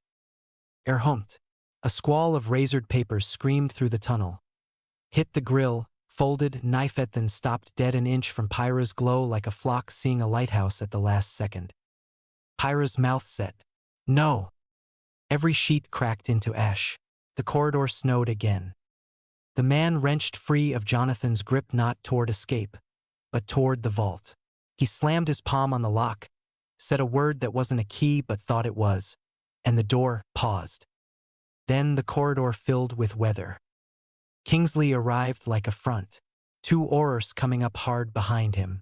The man went boneless into their stunners, not dramatic, just suddenly less complicated. Kingsley surveyed Ash, a smoldering signet, Ron's scuffed shoes, Hermione's hair, Pyra's chastened halo, Jonathan's grin, Harry's ring warm and bright. "I did not authorize this," he said mildly. "We heard a draft," Harry said. Kingsley's mouth almost curved. "Evidence Vault E3 will be relocated. DMLE will inventory the vellum." He looked down at the tube Jonathan had kicked. Carefully. The tube's cap had cracked. A roll of neat slivers of metal hair thing-limmered inside. "Mila inalid. Thou hairs. Untuned. Enough to salt a parade." "Bag it," Kingsley said to the Aurors. He inclined his head to Mila. "And thank you." The Aurors took the man. Kingsley looked at the grill, then at their rope. "The Office of Mysterious Drafts has annoyed the Safety Committee for a century," he said. "They will be extra annoyed tomorrow." Jonathan brightened. "Will they post a sign? Drafts closed for dullness." "Go to bed," Kingsley said, which everyone decided meant good work. As they climbed back into the shaft, Peeves hung there like an exclamation point. "Paper Fox had paper friends," he said, put out to be right. "Peeves wants jam." "Done," Ron said, and shoved a biscuit into the poltergeist's incorporeal hand. Fell through and hit Harry's head. Peeves howled with unfeigned joy. "Better." They wriggled back to the draft's office, wind-tousled, cough-laughing. The corridor's lamps felt kinder. Hermione flopped into a chair and let out a laugh that turned into a yawn. "We'll sleep 3 hours, then write the morning." "Write it where?" Jonathan asked. Hermione and Harry looked at each other. "The library," they said together. They made Hogwarts just as the windows thought about dawn. The common room yawned. The fire was a cat pretending not to be awake. "Do you want to write it now?" Mila asked soft. Harry listened inward. The day had tried to claim his name. The night had tried to eat evidence. Under both, something had held. The stubborn quiet of Ward B. The taste of chocolate on a balcony. A yes that felt like a line you step over and can't step back from because it isn't a line, Anna Marie, it's a direction. "Yes," he said. "It'll still be true after I sleep." They went down. The gate recognized their feet faster now. The library stood, listening. Hermione set the ledger. "Speak," she said, and didn't try to improve it. Harry laid his palm on the stone. The ring warmed. The sigil rose. The air tilted into that breathless attention that had nothing to do with audiences. "My yes," he said steady, "is this: when asked to choose between spectacle and care, I will choose care. I will not trade a person for a headline. I will put my name where hands work, not where crowds point." The bowl's ink blushed darker, pleased. The wall breathed letters up, not English, not Latin, a shape the eye understood anyway. Beside his ring sigil, a second mark flowered, simple as a palm print, stubborn as a hand held out and taken. The little dragon slid down, bumped his knuckles with its head, then turned and, uncharacteristically, nudged Mila's wrist as if to say, "You keep him honest." Mila's mouth curved. "I plan to." Hermione wrote it clean, the way you write a thing you intend to be found. Ron leaned in, eyes bright with the kind of pride that doesn't need to be remarked on. Pyra glowed exactly as much as she could without scandalizing Minerva. Jonathan exhaled a breath he'd been saving for years and turned it into a joke later.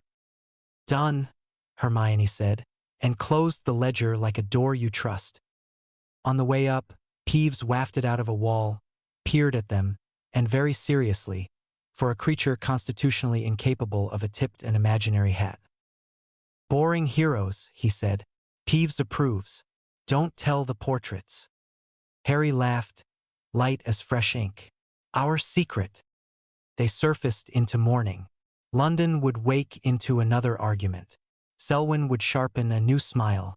Kingsley would find a way to make law feel like weather that didn't drown anyone. Harry tightened the dragon cord under his cuff, felt the ring hum, and found Mila's hand without ceremony. Breakfast, she said. Doctor's orders, he said. They went to meet the day with pockets full of scissors and a yes written where the old stones could keep it. Community Concord launched. Name-lending withdrawn tasteful photographs. Tasteful outrage. The word rogue doing heavy lifting for Selwyn's house. Frames back, Hermione said, tapping the masthead. No prizes now. Just a symbolic patron chosen by acclaim who will inspire service. Ron buttered toast like it had personally wronged him. Inspire my foot. 2 owls dive-bombed the table. One from Kingsley, one with a gold WWN seal. Hermione scanned Kingsley's first. He launched the Quiet Work Fund. Grants for wards, kitchens, orphanages. He wants amplification without pageantry. Harry opened the second. Was wireless evening round invitation to appear live at 8. Topic, service vs. Spectacle. Handwritten at the bottom. Rita Skeeter says you'll only do it if we promise no music bed and no hero sting. We promise. Rita. Ron squinted. Helping. Not quite ally, Jonathan said, sipping tea. But she knows a story that insults her is bad for business. A third owl swooped, smug as a cat. The note smelled faintly of perfume. Dear Mr. Potter, since you adore basements, perhaps try a cellar. The wireless .dob civil dots. Pyra examined the perfume note like it might combust if glared at hard enough. Can I set the corner on fire? Just the corner. No corners, Mila said. We answer. On our stage. Hermione slid a half sheet to Harry, 3 lines. Tidy. 1. The fund. How to help without applause. 2. 3. Help isn't a hostage. 4. 5. Name me volunteer, not patron. 6. Short, Harry said. Sharp, Hermione said. And we clean the studio first. Bless you, Mila murmured. WWN's lobby looked like a theater pretending it was a bank.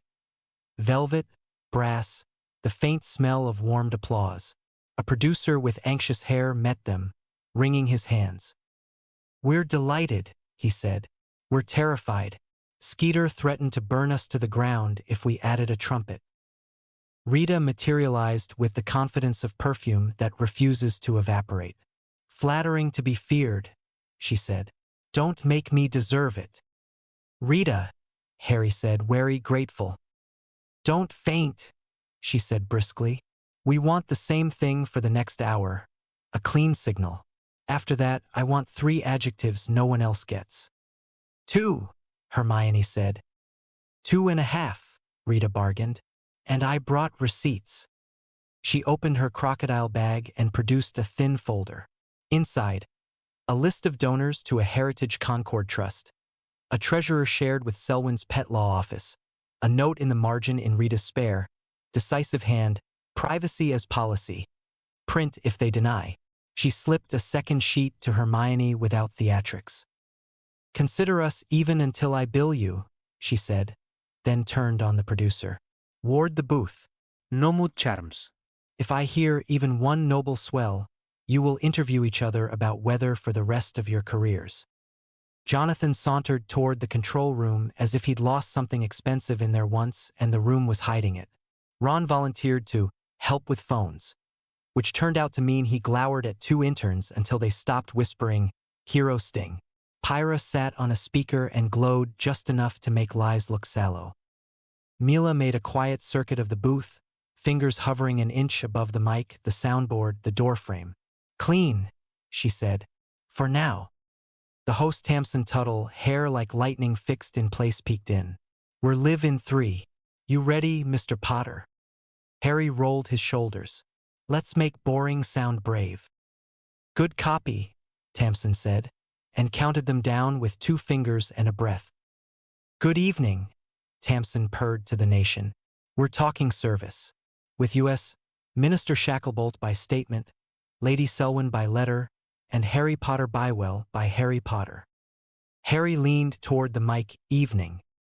"We'll begin," Tamsin said, with a line from yesterday now snarling the ministry stairwells. "Help isn't a hostage. Define it." "It's simple," Harry said. "If you want to rebuild a ward or stock a pantry, do it. You don't need my name. You don't need a scoreboard. Quiet work counts." Pyra's glow warmed the Glassno mood charm, just light showing faces honestly. In the control room, Jonathan made a small slicing motion at the engineer as a hero bed fader twitched up by pure habit. It slid back down like a guilty thought. "And the fund?" Tamsin asked. "Minister Shacklebolt's Quiet Work Fund," Harry said. "It pays for what never makes a poster: laundry, salves, night shifts. St. Mungo's Ward B needs bandages and tea. Orphanage kitchens need repairs. If you want to help, there's a list." Rita's quill scratched behind the glass, surprisingly demure. Tamsin took a call. "Delphina in Aberystwyth." A woman's voice, tart and tired. "Mr. Potter, we've got 3 nurses and 6 beds with leaks. We could use your name on a grant form." "You can use the fund," Harry said. "Use your own names, too. I'll write a letter that doesn't end up on a poster." Silence. Then a laugh that sounded like someone finally put down a pail. "That'll do. Thank you." Second caller. A man with a voice like gravel. "Retired or?" The trials sounded daft. "This sounds like sense. Where do I send a check?" "St. Mungo's, earmarked for boring," Harry said. "Or the fund." Third. A boy who had practiced sounding older. "Sir, Mida says you're rude about tradition." "Sometimes tradition is just old habit in a nice hat," Harry said. "Sometimes it's a library that saves your name. Learn the difference. Then keep the good bits." The board lit. The room found a rhythm. Tamsin asked clean questions. Harry answered in plain. The lines Hermione had given him landed without feeling rehearsed. Then Tamsin's eyes flicked to a producer's frantic hands. "We have a surprise call from Lady Selwyn," she said. Professionalism stretched thin over mischief. "Lady Selwyn, welcome." "Good evening," Selwyn said, voice smooth as an apology. "Mr. Potter, we applaud the fund. We also know the public hungers for hope. A symbolic patron with your gravitas could lift spirits. Would you refuse to bless service?" Jonathan's finger hovered over a kill switch. Rita shook her head once. "Let him." Harry kept his breath steady. "I'll bless service by doing it. My name isn't a rental. If you want spirits lifted, pay for night shifts and don't print your crest on the blankets." Selwyn's smile was audible. "Always so independent. Our amended proposal will return to committee. We welcome your input." "Bring it downstairs," Harry said. "The basements have been helpful." A tiny silence. "Charming," Selwyn said, and the line clicked dead without admitting it. Tamsin recovered with the grace of a woman who had kept worse plates spinning. "Last question, Mr. Potter. People want to know what you stand for now that you've written a boundary. What's the yes?" Harry heard the library like the quiet under a lake. He didn't recite it, he translated it. "When I have to pick between spectacle and care," he said, "I'll pick care." Tamsin blinked, then smiled like a person who'd found an honest word after a year of prepositions. "And on that, thank you." The on-air light died. Air rushed back into the booth. The producer exhaled so hard his headset squeaked. Rita slipped in, eyes glittering. 2 adjectives. Harry wiped a hand over his face. "Fine."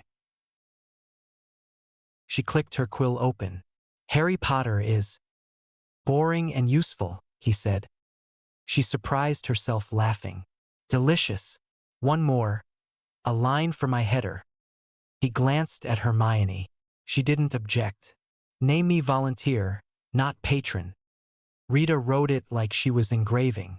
You may be teachable, she said, almost fond, and vanished before anyone could accuse her of it. Mila's hand found his shoulder, light. You did it. We did it, he said. Jonathan nearly strangled a trombone. Jonathan bowed. I maimed it politely. The producer edged in. No giro westin. Promise kept. Harry shook his hand. Send a copy of the fun details every half hour tonight. Quiet work counts. Yes, sir, the producer said and blushed at the sir. They stepped out into the lobby. A small crowd had gathered, the kind that comes to watch lightning through glass. No cheers. A murmur like people restarting conversations they'd meant to have months ago. A girl maybe 12 stood with her dad, clutching a cardboard box that said blankets and marker. She looked at Harry's hand, not his scar. Where do these go? She asked. Ward B, he said, and wrote an address on her dad's palm because not everything needs parchment. Outside, rain made the street honest. Selwyn's pale carriage slid past, curtains drawn. Rita's owl launched from a lamppost like a promise of ink. Mila stepped in close under the awning. Not a stage, not a balcony, a doorway that smelled like ozone and fried onions. You're on a different stage, she said. Harry smiled. One that listens. Keep it, she said. And sleep. Doctor's orders? Always, she said, and when he kissed her it was brief and warm and nothing to do with microphones. Pyra pretended to examine a poster for a jazz hour and did not combust it. Jonathan rediscovered his affection for dry socks. Ron muttered something about chips. Hermione looked at the sky like it was full of footnotes and let them rest where they were. Back at Hogwarts, the common room fire had opinions about weather. They ate finally. They slept almost. In the morning, the Prophet's front page had 2 stories side by side. Ministry Basement says N.O., again Paper Fox. Paper Trail by Rita Skeeter, unexpectedly clean. And Potter, name me volunteer, not patron, the quote mark exact. The font too big, the effect exactly right. Underneath, small and stubborn, a box. Quiet work fund, how to help laundry. Bandages. Night shifts. There. The line held. The day began. Hermione pushed the paper away like it had smeared butter on her notes. There's the new frame. No betrotals, no traiels. Just a civic oath you sign before getting help. Ron chewed, scowled. What's in the oath? Vague nouns, Hermione said. Unity, decency, mutual obligation. She tapped a paragraph. And one little clause. The patron's name may be appended where beneficial. Harry's ring warmed in a way that felt like a raised eyebrow. Name rent in Sunday clothes. A barn owl smacked into the window and rattled the glass like a stubborn idea. Minerva McGonagall opened it, plucked off 2 envelopes, and set them down with surgical distaste. The ministry sent that one to Hogwarts, she said. They invite the school to adopt the oath for house service hours. Hermione swore in ancient runes. McGonagall ignored it. And this one was addressed to you, Potter. From Bartholomew Burke. Harry slit the second envelope. Burke's hand was neat and unamused. Committee notes, civic oath draft. Bring your ring, your witnesses, and your patience at noon. Tradition would like a word. Committee wants us back, Harry said. Good. Goodish, Jonathan said, twirling a stolen teaspoon. They'll have trimmed the obvious hooks. We need to find the threads. Mila had Alma's reply in her hand from the night before quiet work continues. Please send more chocolate. She tucked it into her pocket like a talisman and met Harry's eyes. We'll go downstairs and listen. Pyra hovered over the candle, trying to glare it into brighter flame without cheating. And if the oath is just pretty string? Then we cut pretty string, Ron said, with ugly scissors. Minerva's mouth almost curved. An admirable Slytherin sentiment. Don't tell Mum, Ron said. The committee chamber felt different with a dozen school governors in the back row, each wearing an expression like a polished door. Burke tapped the U-table once, and the murmurs settled the way dust does when stone decides to be still. We have before us, he said, a civic oath proposal to accompany ministry aid. He pinned Selwyn's solicitor new cufflinks. Same bone structure with a look. Counselor.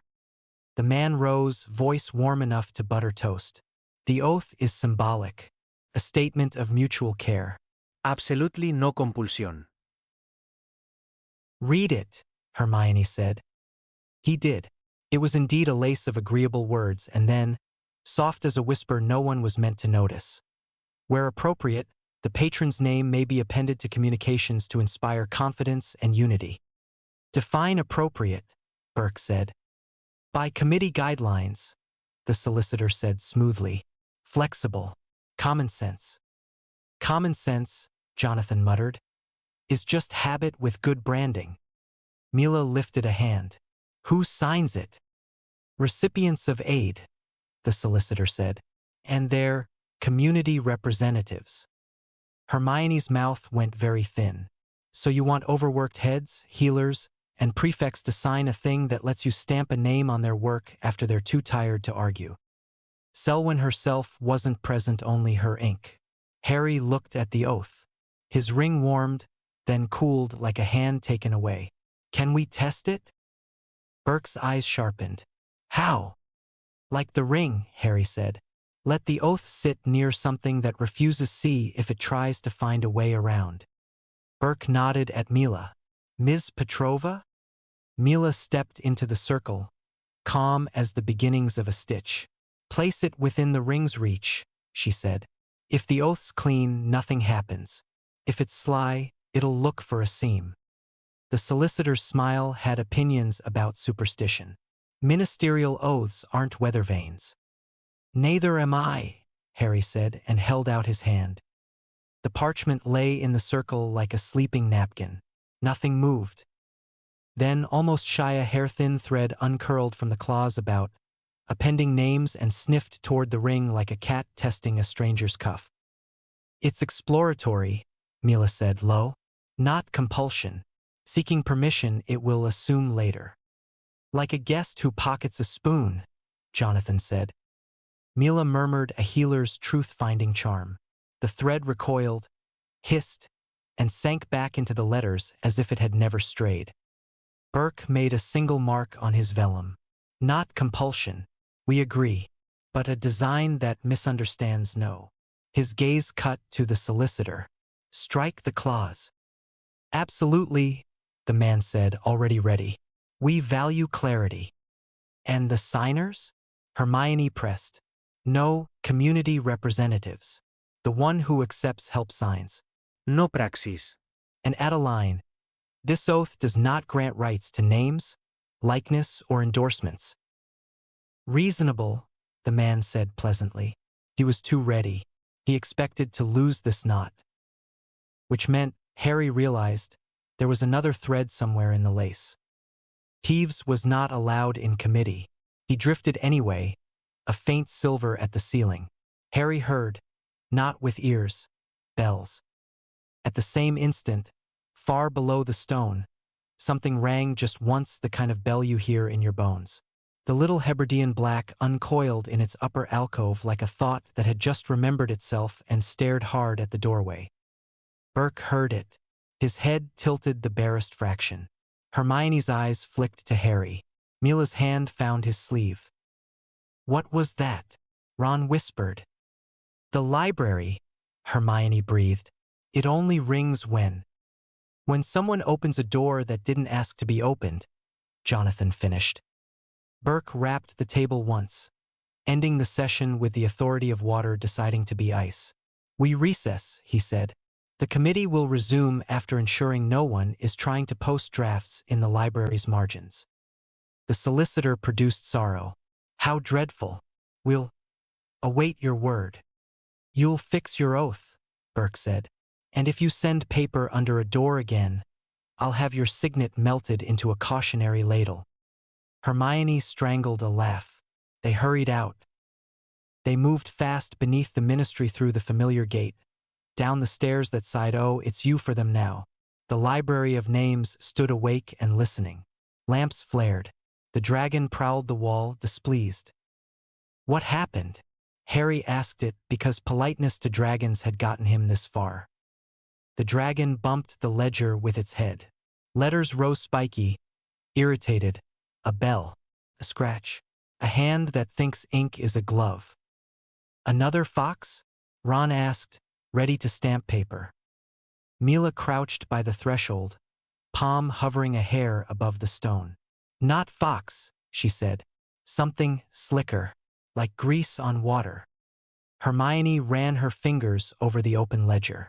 Auguste signature. She showed them a barely there shimmer on the last page, smaller than a thumbnail, lingering like breath on glass. Someone put a listening mark on a committee copy. Not to steal, just to hear when a new name is entered. To hear when we wrote the yes, Harry said. And to echo it somewhere else, Jonathan said softly. Make their own library that looks official in the morning paper. An oath registry, Hermione said, disgusted. Private, unchecked. The dragon hissed low. The bowl of ink murked like a pond under wind. Can we cut it off? Ron asked. Cut the echo here? Mila frowned. Yes, but it won't catch the hand doing the echoing. We need the source. Hermione straightened. There's one place you'd build a shadow registry if you wanted it to look legitimate. They all said it together. The scriptorium. Buried under Diagon Alley, the scriptorium was where 100 ministry forms were birthed and retired, where laws went to be typeset and propaganda went to be made respectable. Harry had always thought it smelled like warmed erasers and ambition. Jonathan whistled. Low. Selwyn's people don't need the committee if they can make a book that says they're right. Burke's voice came from the stair, grave and almost pleased to have a target. Then let's stop their book. He looked paler in the library's light, like a man who had not meant to become a protagonist again, and decided it would do. You can leave this to the Aurors, he said, as if he expected it to be ignored. We could, Harry said, but their ink isn't scared of badges. Burke nodded once. Take a copyist's token. He flipped a small brass coin to Hermione, caught the light with lines that were not quite letters. It will open doors in the scriptorium that pretend not to be doors. He paused, looking at the ledger, the dragon, the bowl. And Potter. Sir. When they offer you a nicer cage, don't spend time complimenting the joinery. I won't, Harry said. Burke's mouth moved the way other people smiled. Good.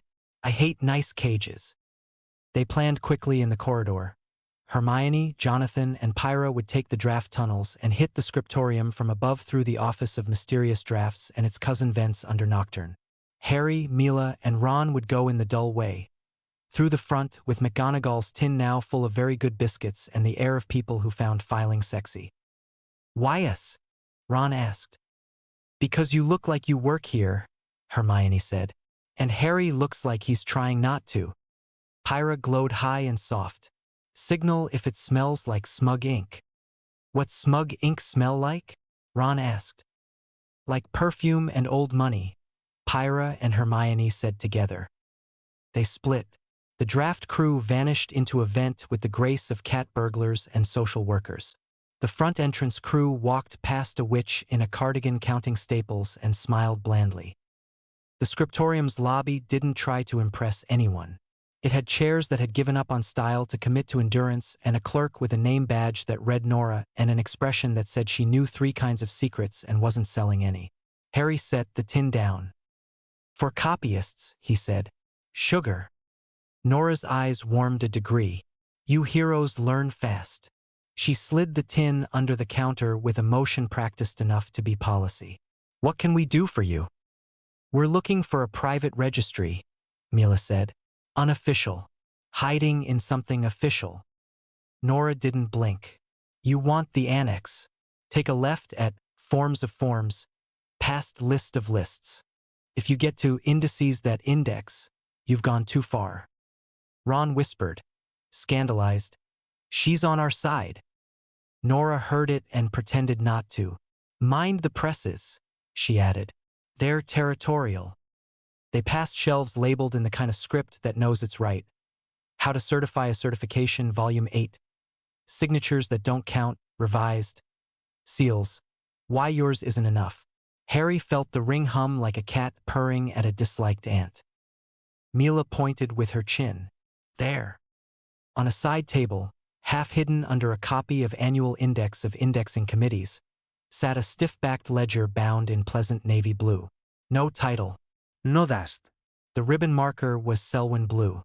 When Harry drifted near, his ring warmadon insulted warmth, like being stared at by a portrait with opinions. Ron reached a finger.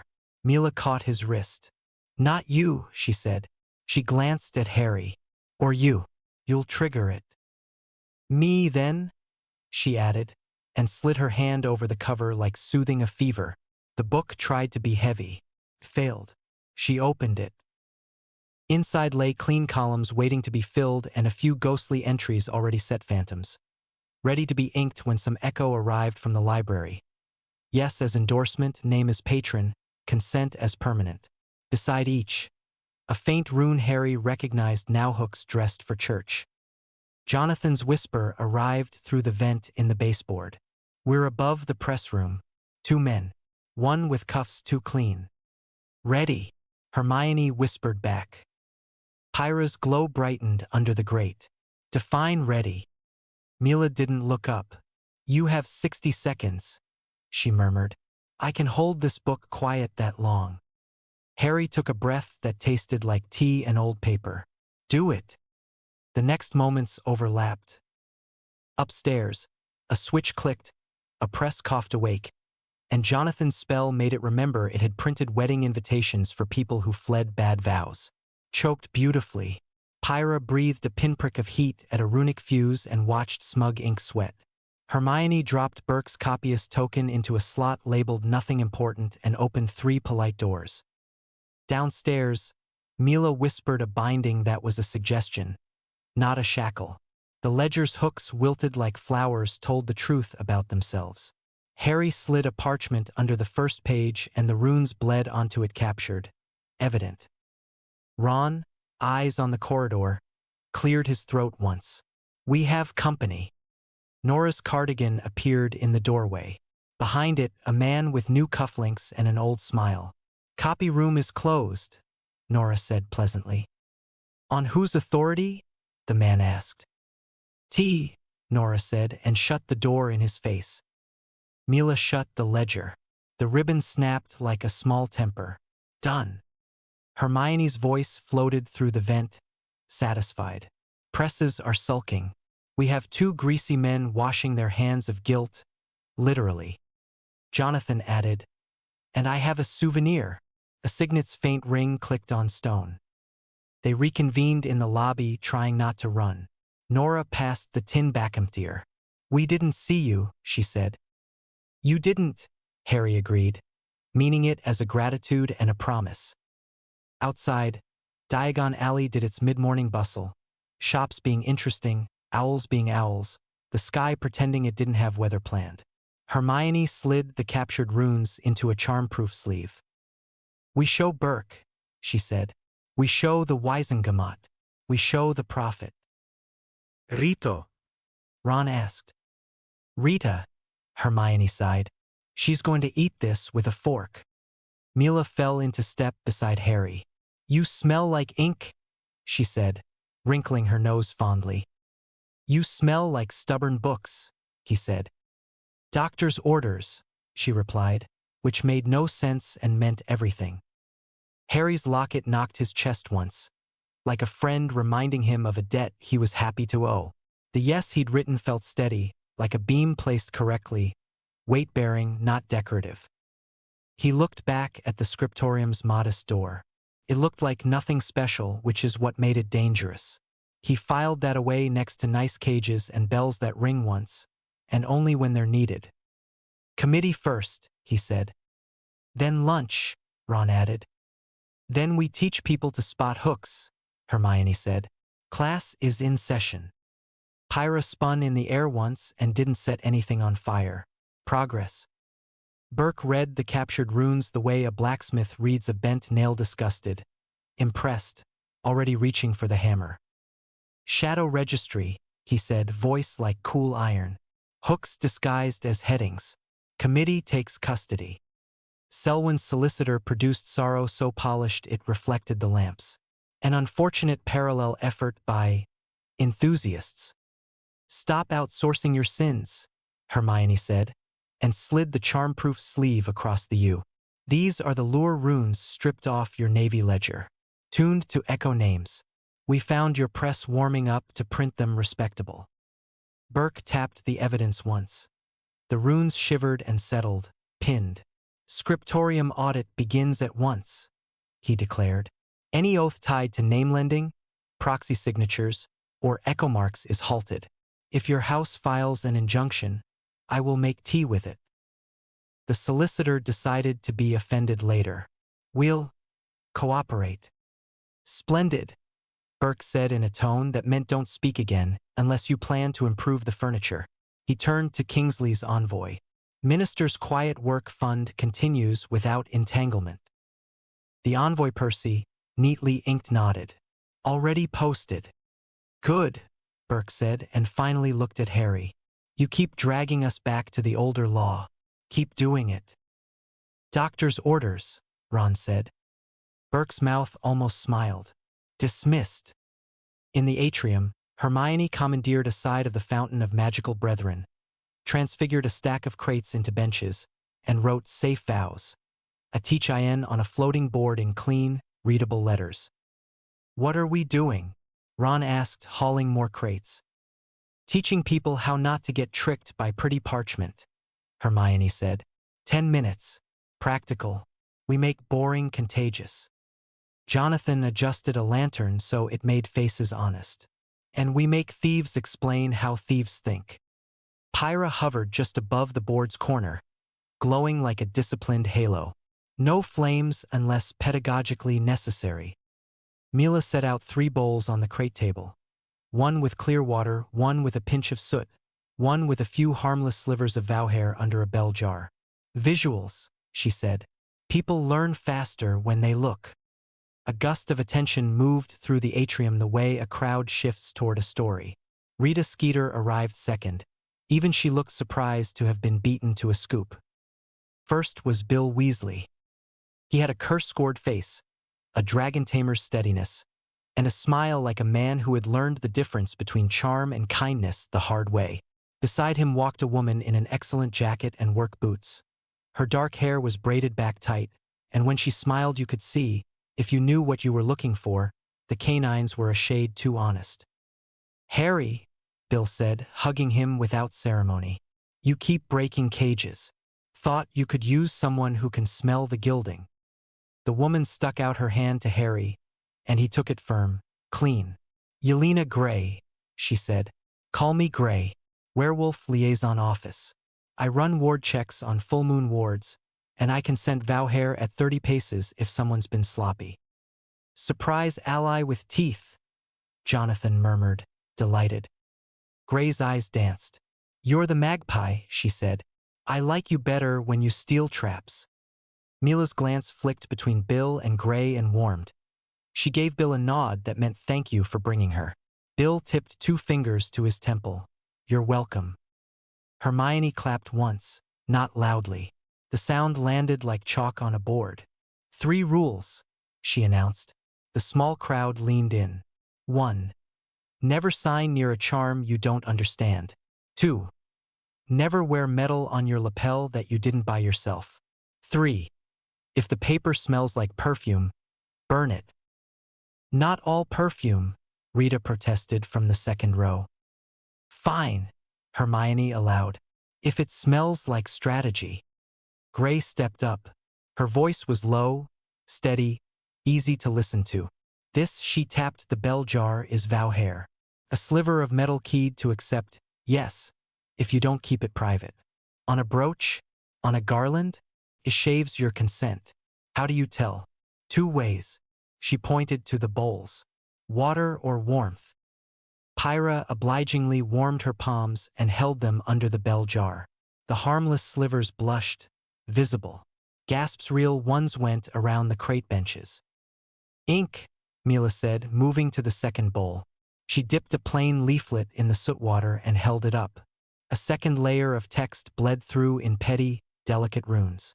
Palimpsest charm. The pamphlet says Service Week. At midnight, it would rewrite, "By participating you endorse."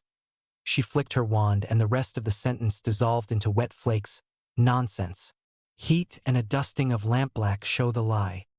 Rita's quill scratched like a cat shredding a sofa it hated. Names? She demanded, not bothering with coy. Whose leaflets?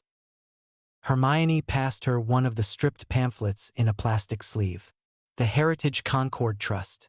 Same treasurer as Selwyn's pet law office. Rita looked almost indecently happy. Delicious. Jonathan hopped onto a crate like a busker, flourished a harmless brooch. And thieves, he caroled. We adore when marks make it easy. He demonstrated a volunteer pin that looked like a daisy, a hair-thin runic clasp, and a second clasp glued under the first, because redundancy looks like safety. He cracked it apart with a thumbnail. The hook hid where a tired person wouldn't look. Redundancy is not always safety, he said. Ask your love life. Jonathan, Mila said, amused warning. Yes, healer, he said, chastened, and bowed to the crowd. Laughter not nervous. Grateful moved across the benches. Tamsin Tuttle from WWN hovered near the edge, off-air, listening. She mouthed no music bed to Hermione, who almost forgave her for last year's ghastly hero sting. Someone tried, at the back, to be helpful by tossing a handful of glittering confetti in the air. For morale, the glitter turned when it caught Pyra's glow. Hair-thin vow hairs dressed as a celebration. Gray's head snapped up. Down. Pyra's light tightened into a line thin, clean, and the confetti hit it and went dull, sliding to the floor like a shamed tinsel. Who threw that? Alma's voice cut from behind, tired and righteous. She had come from St. Mungo's with a bag of bandages and no patience. The culprita clerk with excellent hair and less excellent judgment blushed so hard you could have warmed tea on him. Education works, Ron said, relieved and appalled. Harry stepped forward. He kept his words short the way he'd practiced. You can help today without an oath that takes something you didn't mean to give, he said. If someone hands you sparkle, check it with soot and a little heat. If someone hands you a pin, check the back. If someone hands you a contract at a party, leave the party. Rita wrote leave the party and underlined it 3 times. A witch in the front house elf rights badge half hidden on her robe lifted a hand. What about good oaths? Mila smiled. We call them bindings on purpose. They bind you to something you'd be proud to carry if no one saw. Things you write for yourself. Keep those. Write them where old stones can keep them too, if you like. Gray stepped up again, head tilted, nostrils flaring like she was reading a room with more than her eyes. Also, she added, practical. Eat before you sign anything. Hunger makes fools and donors. A ripple of laughter. Bill leaned to Harry sotto voce. We're starting to sound like adults. Terrifying, Harry said, and meant it fondly. Hermione finished strong, as Hermione did. Take a leaflet, she said. Ours, not there's 10 ways to say yes safely. Give it to your head, your aunt, your boss, your barber. Tell them it's from you. Who paid for the leaflets? Someone called, suspicious and fair. DMLE's education budget, Percy said, popping up like a comma. And I took 3 home for Mum. The crowd dissolved into conversations instead of applause. People compared notes, tested pins, promised each other tea. Fewer hooks to swim into, Jonathan said, pleased. More scissors, Pyra added. Rita glided up, mercifully not smelling of a music bed. Gray, she said, eyes bright. A word after? How to smell a trap. My readers love a list. Gray bared the most polite smile Harry had ever seen with visible canines. Make it practical, she said. 5 points. No perfume adjectives. Rita laughed. Teach me to sin less, she said, and for once it didn't sound like a line. Bill clapped Harry's shoulder. I'm off to Gringotts. Goblins heard about the name Echo Book. They have opinions about registries that pretend to be ledgers. Let them, Hermione said. Teeth help. Speaking of, Gray said low to Harry and Mila. You both smell like the library. Mila esse brow arched. Does it smell like old rain and ego? Like clean stone and ink that won't lie even when you beg, Gray said. She sobered. Be careful tonight. Tonight? Harry asked. Gray glanced toward a polished messenger who had been hovering, then handed over a stiff card with reluctant fingers. Selwyn's people moved quick. Service concert at the Orpheum Theater. Benefit for the fund, she rolled her eyes, and a rebranded civic oath they'll invite attendees to sign between songs. Hermione groaned. A gala with pens. Cordon the pens, Ron said. Mila slipped the card into her pocket and met Harry's eyes. We should go. On our terms, he said. Not on their stage. Gray tapped the bell jar. Bring soot. Bring warmth. Bring scissors. And a song, Pyra asked, hopeful. Jonathan grinned. If we must have theater, let's write the libretto. Rita materialized again, hunger pleasantly redirected. I can get you backstage passes, she said. Don't make me burn a bridge I still use. We won't, Hermione said. We'll build another. Bill squeezed Harry once and peeled away into the crowd, already making 3 plans at once. Gray clicked her tongue at a well-meaning intern who tried to hand her a pin and then slipped the kid a copy of 10 Ways, with a look that meant read it twice. The crate benches emptied. The Fountain's Mare people pretended they hadn't enjoyed the lecture. The ministry went back to buzzing, but the buzz sounded smarter. Mila fell into step beside Harry, shoulder a whisper from his. You okay? Hungry, he said honestly, and he glanced at the Orpheum card. Done being surprised they liked the same trick in different dresses. She bumped his arm with the back of her hand. Then we undressed the trick. He tried not to grin and failed. Doctor's orders? Always, she said. Pyra looped them like a comet with manners. Costumes? I have a very respectable hat. No hats, Hermione said. We go as ourselves. Terrifying, Jonathan echoed, and meant it fondly. They split for an hour tea. Notes. A quick look through the Orpheum's floor plan that Jonathan claimed he'd acquired from a seating chart that wanted a better life. On the way out of the atrium, Peeves drifted by upside down, humming. Concert with pens, he sang. Peeves likes jam on programs. Watch for glitter that's knives. Thanks, Harry said. Bring jam. Peeves saluted with a foot and vanished into a vent with the dignity of a kettle lid. The Orpheum's lights would come up soon. Selwyn's new smile would have a new clause. The funds box by the door would need to be heavier when they left than when they arrived. And somewhere between a chorus and a pledge table, they would have to make obvious look brave again. Harry felt the yes on the wall under the world, the ring warm, the dragon cord snug, the line he kept holding firm. Orpheum, he said. Orpheum, they answered, and moved not to chase a stage, but to meet a room where choices were made and dressed in lace. The Orpheum pretended not to be grand. Red velvet that had seen better revolutions. Brass rails polished by arguments. A foyer smelling of rain, wool, and the first chord of an orchestra clearing its throat. Rita met them at the stage door with an expression like a sharpened quill. Backstage passes as promised. Don't make me defend you in a column. I can, but I'll demand adjectives. No hero sting, Harry said. She grinned. Scout's honor.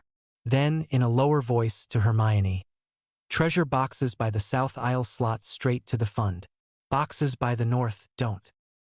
Heritage Concord Trust. Hermione guessed, already moving. Jonathan peeled off with a nod.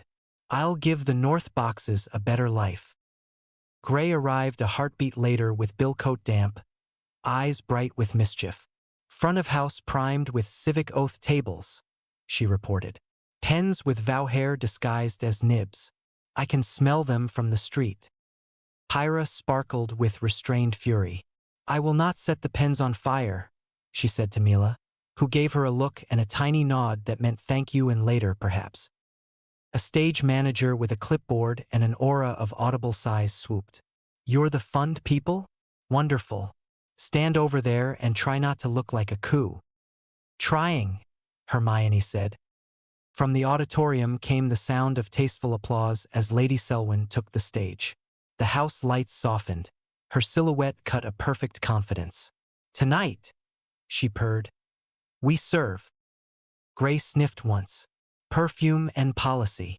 She tilted her head toward the ceiling. Also powder in the canisters by the chandeliers. Glitter, Ron asked warily.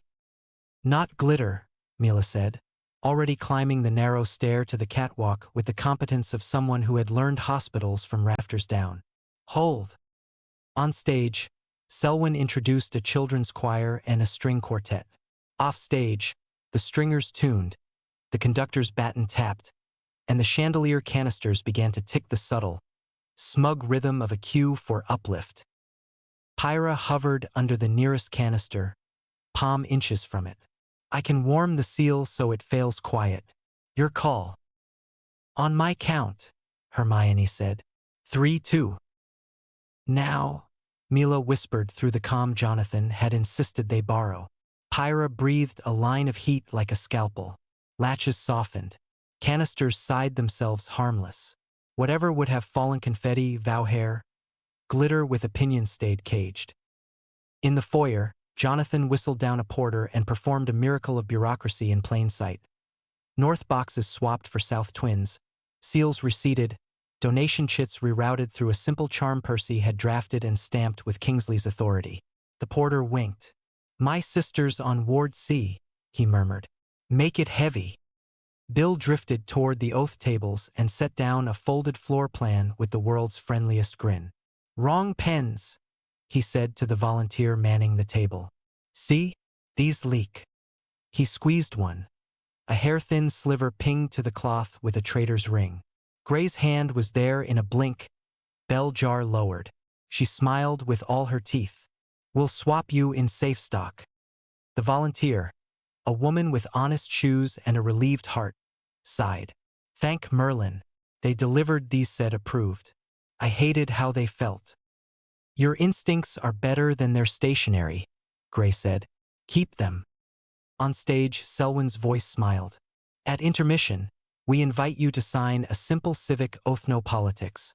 Only hope. The quartet began a gentle march. The choir hummed. The Page Boys fan programs, each sheet crisp, innocent, printed on navy stock with copper type.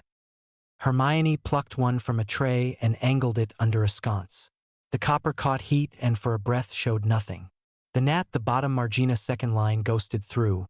By attending and pledging, you consent to the use of the patron's name, before fading like a guilty thought. Palimpsest, Mila said. Heat activated. Timed for the encore. Harry's ring warmed like a frown. He felt the memory of the library's stone under his palm, the shape of his yes. Choose care over spectacle. Make care spectacular, Jonathan suggested in his ear. Stage. Now. Now, Hermione agreed. Harry, you're up. Name the trick. Let them see it. Gray Milladimo. Pyra, warmth on my mark. Ron, buckets of soot at the ready. Ron blinked. Buckets. Lampblack, she said. I made 3. They slipped into the wings. A stagehand tried to stop them. The stage manager's exhausted hand waved him down. The fund, she said. Let them. At the first swell of applause for the choir, Harry stepped into the light. The applause faltered, confused. Selwyn turned, sweetness held like a spear. "Mr. Potter?" "Just a minute," Harry said, voice without wand, without sonorous, and somehow the Orpheum learned the old trick of listening. "Before you sign anything tonight, check your program." A ripple. Selwyn's smile hovered. "We'd be delighted for Mr. Potter to bring up the house lights," Harry said gently to the booth. The stage manager, perhaps out of spite or perhaps out of love for clean cues, did. The theater brightened. People blinked. Harry lifted his program. "2 tests," he said, holding up Hermione's board in miniature with the steps written clean. "Warmth and soot." Pyra cast the tiniest warming charmer breath of summer across the first 3 rows. Copper glowed. At the bottom margin, letters rose like bruises. Gasps. In the back, someone laughed, brief and angry, like a kettle deciding to boil. "Now soot," Harry said. Ron, delighted, took his moment as if he'd been born with a broom and a bucket. He tossed a puff of lampblack into the air and Pyra coaxed it into a soft cloud that settled across the front rows like a polite knight. People rubbed the bottom edge of their programs. The hidden clause flowered, petty and undeniable. Hermione stepped to a mic that had not been meant for her. "If your program shows the extra line," she said, "bring it to the lobby for a swap. Our table has clean copies. And if anyone tells you we're ruining the mood, remember, real service is messier than string quartets and smells like tea." The audience laughed, a relieved human sound. Selwyn's smile thinned to the translucence of gold leaf. "I'm certain this is a misunderstanding," she said, every syllable a pearl. "Easily remedied," Harry agreed, "with a bin." The stage manager produced a bin. The first program landed in it with a slap. Then another. Then 100. "Show the pen trick," Gray murmured. Mila held up a pen from the oath table, sleek, navy, respectable. "If the pen is theirs," she said, "don't use it." She tapped the nib. "Runic metal in the tip. It takes your yes and shares it with households you didn't invite for tea." Gray set the bell jar on the table. Vowhairs hidden in 5 nibs blushed visible when Pyra warmed the glass with 2 fingers. Gasps again. Not scandalized. Educated. Rita's quill sang. "And if you still want to pledge," Hermione said, crisp as a clean yard, "sign this version." She held up a single sheet, large font, no flounce, and bring it to our table. It says, "I will help without needing a stage. I will not let my name be rented. You can also sign nothing and just donate." Applause this time. Not thunder. Steady rain. Selwyn tried to pivot, voice velvet with magnanimity. "We applaud prudent caution," she said, "and we remind you that unity." From the wings came a sound like a swallowed trumpet. Tamsin Tuttle from W. Dublin, off air, couldn't help herself. She laughed into her sleeve. The house laughed with her, relieved to be allowed. Then the orchestra's music bed someone had refused to be taught swelled, noble and familiar, as if to drape hero scent over a scene marked by soot. A producer in the booth had thrown the wrong fader out of reflex. Jonathan was already up the ladder. A hand appeared in the booth window like a magician's modest confession. The fader slid down. The noble strings died like a bad idea stepped on by a good shoe. Selwyn cut her eyes toward the box. Someone would be fired later. She smoothed her face, nodded once, and gestured to the quartet. "Music," she said. "After one thing," Harry returned, and lifted his program again. The audience mirrored him. It looked like a salute. "Help isn't a hostage," he said, simple. "Give because someone needs it, not because a name on a banner asks you to." The choir master, who had been watching with the expression of a man who preferred clear notes, raised his baton. The choir sang not a hymn to unity, but a lullaby for tired hands. It felt like the right thing to happen after lampblack and truth. Intermission arrived with a purposeful rush. The lobby turned into a teach-in. Nora from the scriptorium showed up with 2 clerks and a sheaf of 10 ways to say yes safely. Alma appeared with tea and a stack of gauze someone had convinced a linen service to donate. People lined up to swap programs. The fund boxes grew heavy. At the oath table, Gray arranged the safe pens like cutlery and nodded to a young volunteer who had the posture of an over-apologetic puppy. "You didn't do anything wrong," she said gentle when the girl stammered. "You helped fix it." Rita cornered Selwyn's new solicitor near the cloakroom. "Any comment on hidden clauses?" she asked, poised. "Printing error," he said, faultlessly. "We're as surprised as anyone." "I'll print that," Rita purred, "with a photograph of the runes." He paled, rearranged his mouth into a smile, and walked into a door. Bill drifted back to Harry with the air of a man who had successfully convinced a goblin to laugh. "Gringotts would like a word with anyone setting up registries of names," he said. 37 words, actually, all of them expensive. "Bless them," Hermione said, "with receipts." Harry found Mila at the edge of the crowd, sleeves pushed to the elbow, hair tucked behind one ear, the bell jar now empty and wiped clean. She looked at him the way she looked at a good stitch holding. "You okay?" she asked. "Good tired," he said, and that felt right. She gave him a small, private smile. "Make care spectacular," she said, echoing Jonathan with more gravity. "You did."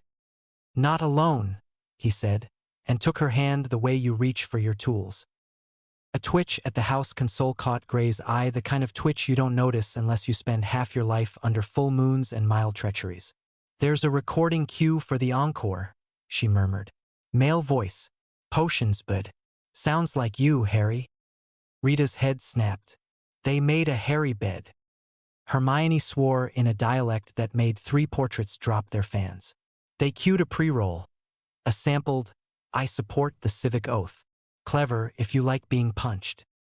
"Fixable," Jonathan said, and took off with the stage manager in hot, grateful pursuit. The second half began with a surge of goodwill the house hadn't expected. The quartet played cleaner. The choir sang like they meant it. At the final chord, the house console cued the recording. And played instead a clean, quiet 8 seconds of room tone. The sound of people breathing honestly. Tamsin whispered to her engineer, "Keep it." And the Orpheum learned a new kind of applause. Not for spectacle, but for a mistake prevented and a better silence kept. Selwyn took the stage for closing remarks with the composure of a cat denying a broken vase. "We raised a considerable sum for the fund," she said, and the audience cheered because that part was true. "We proved that unity isn't a leash," someone called, Rita's assistant, Shirley. Her handwriting was all over the timing. The house laughed and then clapped for the laugh and then clapped because clapping for the laugh felt better than clapping for a clause. Selwyn inclined her head in a bow that conceded nothing and left the stage to music that did not pretend to be anything else. Backstage, the stage manager exhaled like a building losing tension. "If I'd known civic oath meant booby-trapping my pens, I'd have called you yesterday," she said to Hermione, to Mila, to Gray, to anyone with soot under their nails. "Call us next time," Hermione said. "Or call Nora. Or call Alma. We're building a list." Jonathan reappeared with a coil of cable and a grin. "They'll have to write a new trick," he said. "I taught the console to enjoy silence." Pyra, holding a spent match she hadn't struck, looked pleased. "I made light be polite," she said, which was as close to humble as she got. They walked out through the lobby. The fund boxes, all of them, thanks to Jonathan, were heavy with small envelopes and coins. People left with clean programs and soot on their cuffs. Near the door, a boy of about 14 held his band's hand-me-down trumpet like a promise. "Sir," he said to Harry, then braver, "Harry?" "Harry," Harry said. "Mida says I should sign things if I want to be a good man." He hesitated. "But I can be good without a line, yeah?" Harry grinned. "Yeah." The boy nodded, satisfied, and blew a soft, pure sea under his breath as if to sign with sound instead. Outside, the rain had turned to a kind of mist that made city lamps glow kind. Gray tilted her head, scenting the night. Satisfied, she clapped Bill's arm and vanished into the crowd like someone who knew where she was needed next. Rita's owl launched from the theater cornice, burdened with copy. Kingsley's brief statement hit the wireless by the time they turned the corner. The fund thanks the Orpheum audience for their generosity. No oaths required. Ever. At the end of the block, Peeves drifted upside down under an awning, jam-smeared program in one hand like a flag. Concert with pens, he sang. Pens went to bed. Good boys. Good girls. Good jam. Harry laughed. Bring that to the library, he said. Let it see we can be ridiculous and right. Peeves made a scandalized face and zipped into a drainpipe with the dignity of a cat doing a crime. Mila squeezed Harry's hand. Small, sure. Hungry. Always, he said. Doctor's orders. They found chips. They found sleep. In the morning, the Prophet managed a headline that made Rita proud of herself. ORPHEUM. Clause exposed. Fund filled. Music HEARD Potter. Check your programs. And your pens. Underneath, small and stubborn, the box again. Quiet work fund how to help laundry. Bandages. Night shifts. There. The line held. The day began. Minerva McGonagall set a stiff parchment on the table between Hermione's quills and Ron's marmalade. Emergency session, she said. Board of Governors, noon, Great Hall. Motion to adopt the civic oath for house service hours. Hermione swore in ancient runes. Ron whistled. They want first years signing anything to shelve books? Minerva's mouth went thin. They want a precedent. An owl shouldered in behind the headmistress's message and landed like a small storm in Harry's porridge. The handwriting on the envelope was impatient and a bit singed. Charlie, Ron said, already grinning. Harry broke the seal. Potter, your shiny ring tripped something old. One of my Hebridean blacks flew 3 loops over our paddock last night and nosed the ward looking for you. Not hostile formal. She says, debt of ember is due. I'm on the way with a translator and fireproof tea. Charlie. Jonathan leaned back on 2 chair legs. A dragon creditor. Delightful. Pyra lit like a struck match, then remembered herself and cooled to a glow. I knew the world owed us one passionate dragon. Mila sipped McGonagall's tea and looked at Harry's hand. Debt. Harry rubbed the ring with his thumb. I did steal it from a dragon. Borrowed, Hermione corrected on reflex. With blood binding. With witnesses. Minerva's tartan seemed to stiffen on its own. Rowena's notes mention ember debts, she said. Rare. Dangerous if ignored, useful if kept. Ron nodded solemnly. So we keep it, and we stop a school board from making 11-year-olds swear unity to earn a biscuit. Order of operations, Hermione said briskly. 1. Board language. 2. Dragon. 3. Don't let either eat us. 4. Jonathan added. Pastries. Charlie Weasley arrived at 10 with his usual wind-blown competence. A satchel of scrolls, and a woman in a singed tweed jacket whose comm said translator and whose eyebrows said do not waste my time. Harry, Charlie said, crushing him in a hug that smelled of smoke and mountain air. This is Dr. Siofra, keen linguist. Dragons. Dead dialects. Siofra took Harry's hand. You ring loud, she said, matter of fact. The one who feels you is Scoria Hebridean Black, older than several Wisengamot habits and kinder than most. Debt of ember?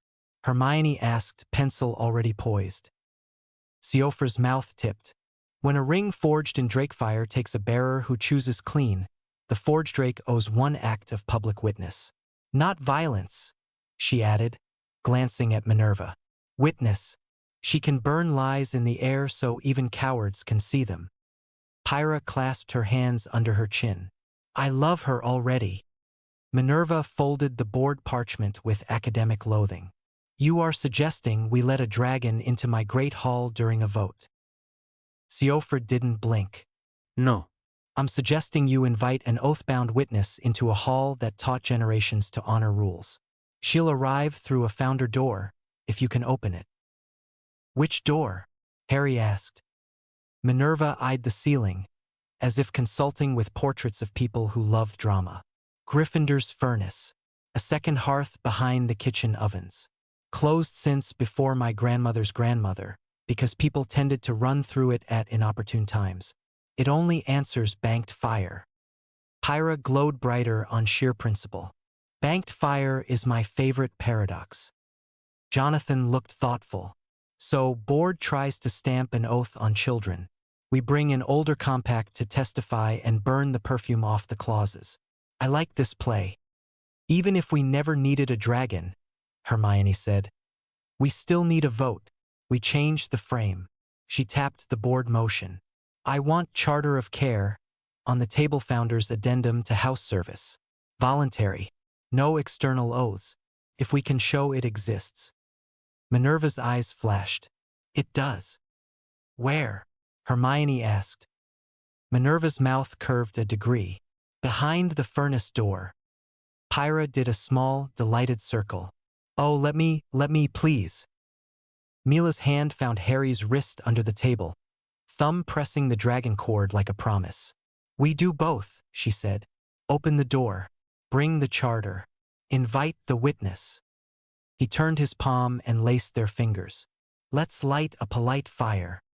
Noon gathered in the great hall like a thunderhead governor's in polished wool.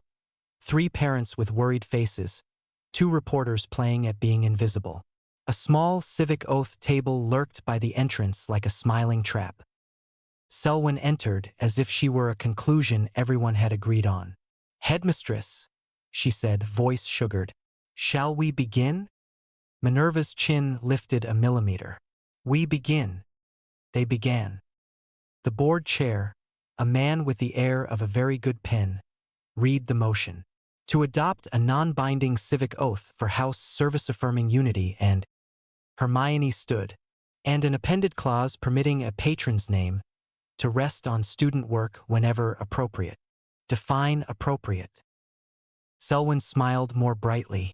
By board guidelines, of course. Which do not exist, Hermione said. Introduce the guidelines and the school will read them. Meanwhile, we have an older text. She placed an empty hand on the long table, palm down. A promise. If the board will kindly recess for 8 minutes, Gryffindor's furnace will provide. The board chair blinked.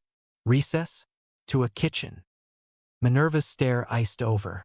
To a founder door, she said. Follow me if you like, or stay, and be surprised. Selwyn's mouth stayed pleasant. Her eyes warmed with interest that wasn't friendly. We'll observe, she said. The kitchen smelled like butter, bread, and worry. House elves stood shoulder to shoulder, watching their headmistress with a courage that looked like tea set out before you even ask. Minerva led them to an unremarkable patch of brick behind the main ovens. Nothing marked it but soot patterns that wanted to be letters. Pyra hovered, hands clasped behind her back, trying to look obedient and failing adorably. Banked fire, Minerva said. Not heat. Hearth. Pyra took a breath and closed her eyes. When she opened them, the color of her light had changed less spark, more ember. She touched the brick with 2 fingers. Hello, she whispered to the old door. We don't want to run through you. We want to keep you. The bricks warmed under her touch, not to burn but to remember. The seam sighed. What had been kitchen became corridor. Narrow, old walls blackened with good smoke. Selwyn's solicitor reached for a quill, to take notes that would later become reasons to object. Jonathan plucked the quill right out of his fingers and gave him a spare pencil. For the ambience, he said sweetly. Gryffindor's furnace was less a room than a circular well of warmth. In the center, on a low iron stand, sat a bronze box latticed with lions and leaves and little flames that did not burn. It was sealed with 3 modest clasps. Hermione exhaled like a pilgrim. The charter. Minerva nodded. Open it, Miss Granger. Hermione reached. The clasps thought, decided, and yielded. Inside lay a thin sheaf of parchment wrapped in wool. The top leaf read, in handwriting that made quills feel inadequate. On care and choice in houses Godric, Rowena, Helga, Salazar, struck through by later hand. A note in the margin read he left before tea. Hermione's mouth trembled with scholar joy. She read aloud. Service shall be taught by work freely done and gladly learned, that an oath beyond house rule shall be asked within these walls. Names of patrons shall not appear on such work, lest pride eat bread. The board chair leaned forward despite himself. And you expect us to accept your own founder's words? Minerva said. Yes. Selwyn tipped her head, pleasantly acknowledging a hit. Charming provenance, she allowed. But the world changes. Law changes, Hermione said. Principles persist. Mila had been standing near the bronze rim, eyes half closed as if listening to heat. She lifted her head now. She's here, she said softly. Who? The board chair asked, already nervous. Witness, Seofor Keen said from the back. Scoria, ask properly. Minerva's voice gentled as it rarely did outside this room. Lady Scoria, she said to the air, if you would honor the compact, we'd be grateful. The warmth inside the furnace brightened. A shape uncoiled in the light too small to be a full dragon, too present to be anything else. A Hebridean black made of shadow and ember, talons clicking lightly on iron that didn't mind. The board gasped as one organism. House elves did not. They bowed, a little as if greeting a regular who tipped fairly. Selwyn's smile didn't slip. It went brighter, like gold leaf pressed harder. And what does our guest wish to say? Scoria's head turned toward the motion parchment in Selwyn's man's hand. She breathed. The flame sheet she made wasn't heat. It was truth made visible. Where the civic oath was clean, it passed untouched. Where the tiny appendix about patron's name had been scraped out and written back in a fainter hand, the fire clung. Letters rose, ugly and undeniable. The board chair hissed despite himself. The house elves nodded, collectively unimpressed by tricks. Harry felt the ring answer warm and settled. Scoria looked at him then, and for a moment he was 12 again at the back of a class, looking up at a teacher who knew what he was avoiding and refused to be cruel about it. Witness, the dragon's thought touched their bones, not their ears. Debt kept. Selwyn recovered smoothly. A regrettable copy error, she said. We will, of course. Strike the clause, Hermione finished. And the motion. The board chair cleared his throat. We haven't voted. You will, Minerva said, calm as a cliff. Before he could assemble his dignity into a counter, Peeves drifted out from under a tablecloth with jam on his nose and sang, Board of boards, sign with swords. Dragon says, no names on chores. Peeves, Minerva said, without heat. Yes, Professor, he said, contrite as only a very happy poltergeist can be, and somersaulted back into the curtains. The board voted. It wasn't close. The civic oath failed. The Charter of Care was adopted by acclamation and a house elf cheer. Selwyn's smile conceded by a hair. The school's independence sings, she said. We all love a chorus. Her eyes flicked to Scoria. And encores. Scoria turned away from her without malice, like a mountain turning from a sparrow. To Minerva, she bowed her head. To the house elves, a grave little nod. To Harry, the flick of a thought that smelled like rain on old stone. One more, she said, for the ring-bearer, a scale. Burn a lie with it when you choose. Only once. Not for show, for care. Something small and dark drifted through the air and landed in Harry's palm. A scale thin as a coin, warm as a pocket hand warmer, humming with restrained heat. Thank you, he said, a little choked. Dead ends, Scoria said, and, with exquisite rudeness to every pretense in the room, melted back into the furnace and was gone. Silence, then breath, then the noise of a room deciding to be busy with the right things again. House elves whisked tea onto trestles. The board chair found Minerva's hand and shook it like a man grateful to have been prevented from being stupid. Selwyn's solicitor tried to retrieve a singed pen and discovered Jonathan had replaced it with a pencil that said "Write honestly" in cheery letters. Selwyn drifted near Harry as the crowd thinned, the way fog drifts as if it were minding its own business.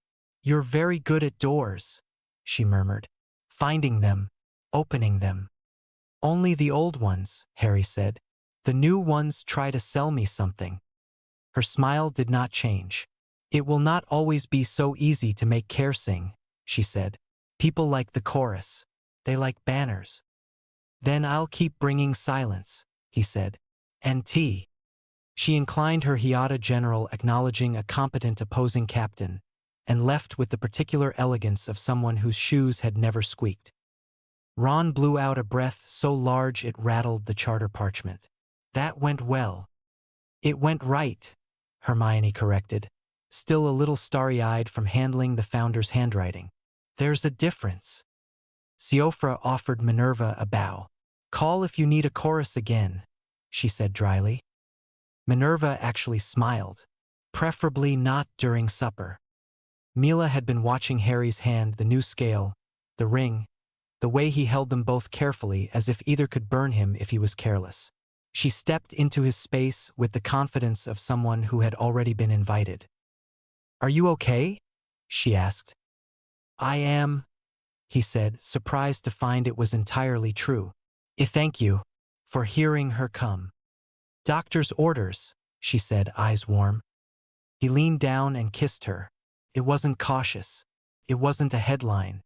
It was the grateful, dizzy, alive kind of kiss you give when a dragon just saved your school and your friends are nearby and the kitchen smells like bread and the person you're kissing tastes faintly of tea and soot. Her hand found his jaw. His thumb slid carefully over the pulse at her wrist.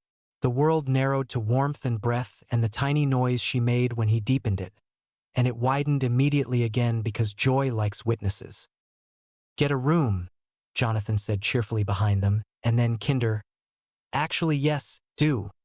McGonagall will pretend not to notice and will eat all the biscuits." Pyra hovered eye level and clasped her hands.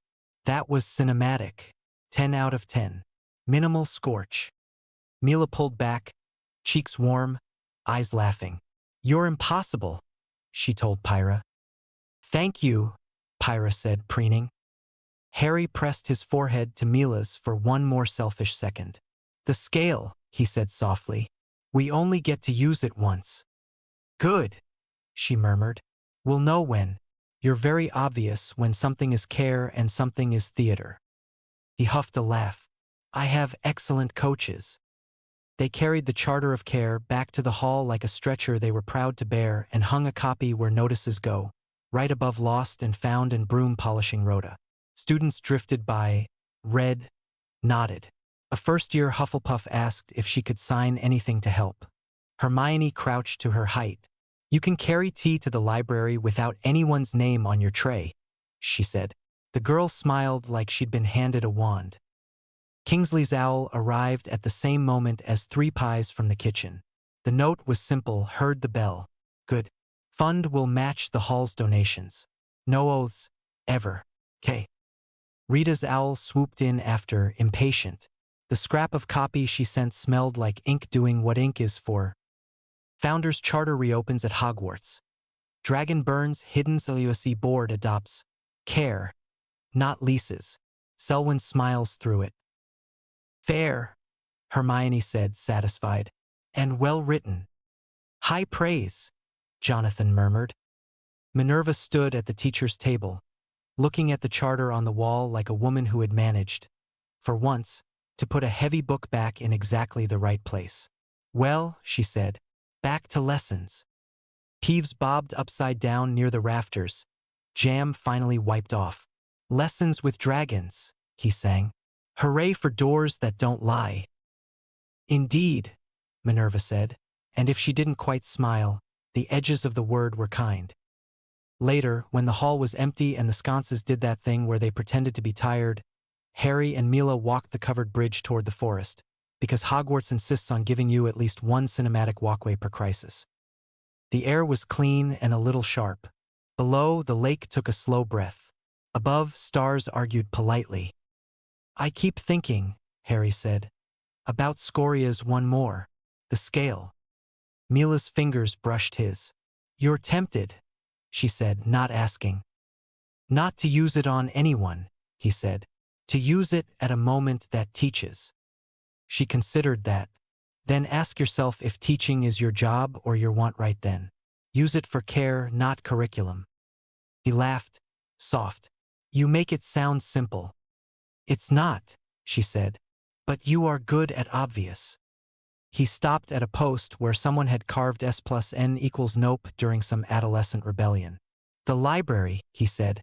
I wrote yes for care. Today felt like a yes that sang. You can write more than one, she said. We're allowed to change and still be true. He looked at her, really looked. The hair that refused to stay tucked, the smudge of soot at her temple, the way she watched him like a healer watches a wound that's finally knitting, ready to intervene, ready to let it happen on its own. Are you sure? He asked, ridiculous and honest. Of you? She said, stepping closer. Very. Of us? Enough to keep choosing it. He kissed her again, slower this time, and if the bridge chose that moment to creak like an old ant, and if somewhere in the castle a small fire fairy tried to explain to a portrait how banked fire was romantic, and if a poltergeist sighed because all the best pranks were being preempted by good sense, well, that was Hogwarts on a good night. The ring hummed. The scale warmed in his pocket and went still. Down in the kitchens, Gryffindor's furnace held steady. A door opened for care and closed to everything else that smelled like perfumed control. Tomorrow would have new tricks in nicer hats. Fine. They had scissors, soot, tea, a dragon that owed them nothing anymore and liked them anyway, and a yes on a wall older than anyone's pride. Harry laced his fingers with Mila's and headed back toward light. Hogwarts exhaled the kind of night that lets a castle unclench. The great hall was dark but for a strip of moonlight on the Charter of Care, which now lived above the lost and found like a quiet rule that had finally come home. Aftershock check? Hermione said, already walking. Library, then sleep. Sleep is propaganda, Jonathan muttered, but followed. Minerva met them at the corridor with the expression of a professor who has decided to supervise mischief rather than pretend it isn't happening. Siofra Keen trailed with a rolled rubbing of something that looked suspiciously like dragon script. The gate is awake, Minerva said, unlocking stone the way some people unlock fond memories. Don't touch anything that invites you to, especially if it rhymes. Pyra put both hands behind her back and tried to look like a hymn. The library of names greeted them the way deep water greets oars, with attention. Lamps breathed. The little Hebridean black uncurled from its alcove and blinked slow hello. Siofra crouched at the threshold. We heard you, she told the room, as if speaking to an old aunt. Thank you. HRM, the dragon said without sound, which in dragon meant, you're welcome, don't fuss. Hermione laid the bronze charter box on the central stone and set the Hogwarts copy beside it. Cross-reference, she said, unable not to beam. Founder's text, library record. Letters rose like polite steam. The library showed not just the charter's words, but a margin no one had noticed in the great hall, tiny, neat, a Helga hand if ever one existed. Hermione leaned in, breathless. If ever oaths be asked of children, she read aloud, let bread be given instead, and silence chosen, that pride may find no place to sit. Invoke with 3. Ring of choosing, healer's oath, and hearth's ember. Pyra gasped, forgot to whisper, then remembered and whispered very loudly, hearth's ember is me. Mila touched the line without touching. Healer's oath, she said softly. Not signed. Lived. Harry's ring hummed. Ring of choosing, he said, heat like agreement against his palm. Siofra stood, eyes bright. Bread and silence ritual. Lost in headnotes, not in law. They meant. Feed them. Shut up. Let service be the lesson. Jonathan tilted his head. And the 3 keys? Hermione traced a footnote only a monastic would have thought to write. Once invoked at solstice, no patronage mark may rest on student work for a year and a day. She looked up, fierce with joy. They built a circuit breaker. Ron whistled, impressed. So we can turn the name renting off. Properly. Not we, Minerva corrected, Tartan gentled by something like pride. Hogwarts, and only if we do it clean. The dragon hopped down and padded to the bronze box. It sniffed the charter, then looked at Harry the way Scoria had older, amused, not fooled. Not show, it breathed. Bread. Silence. Hands that work. His tail flicked toward Pyra. Ember, not blaze. Pyra bobbed. I can be very boring on special occasions, she said gravely. Half true, Jonathan murmured.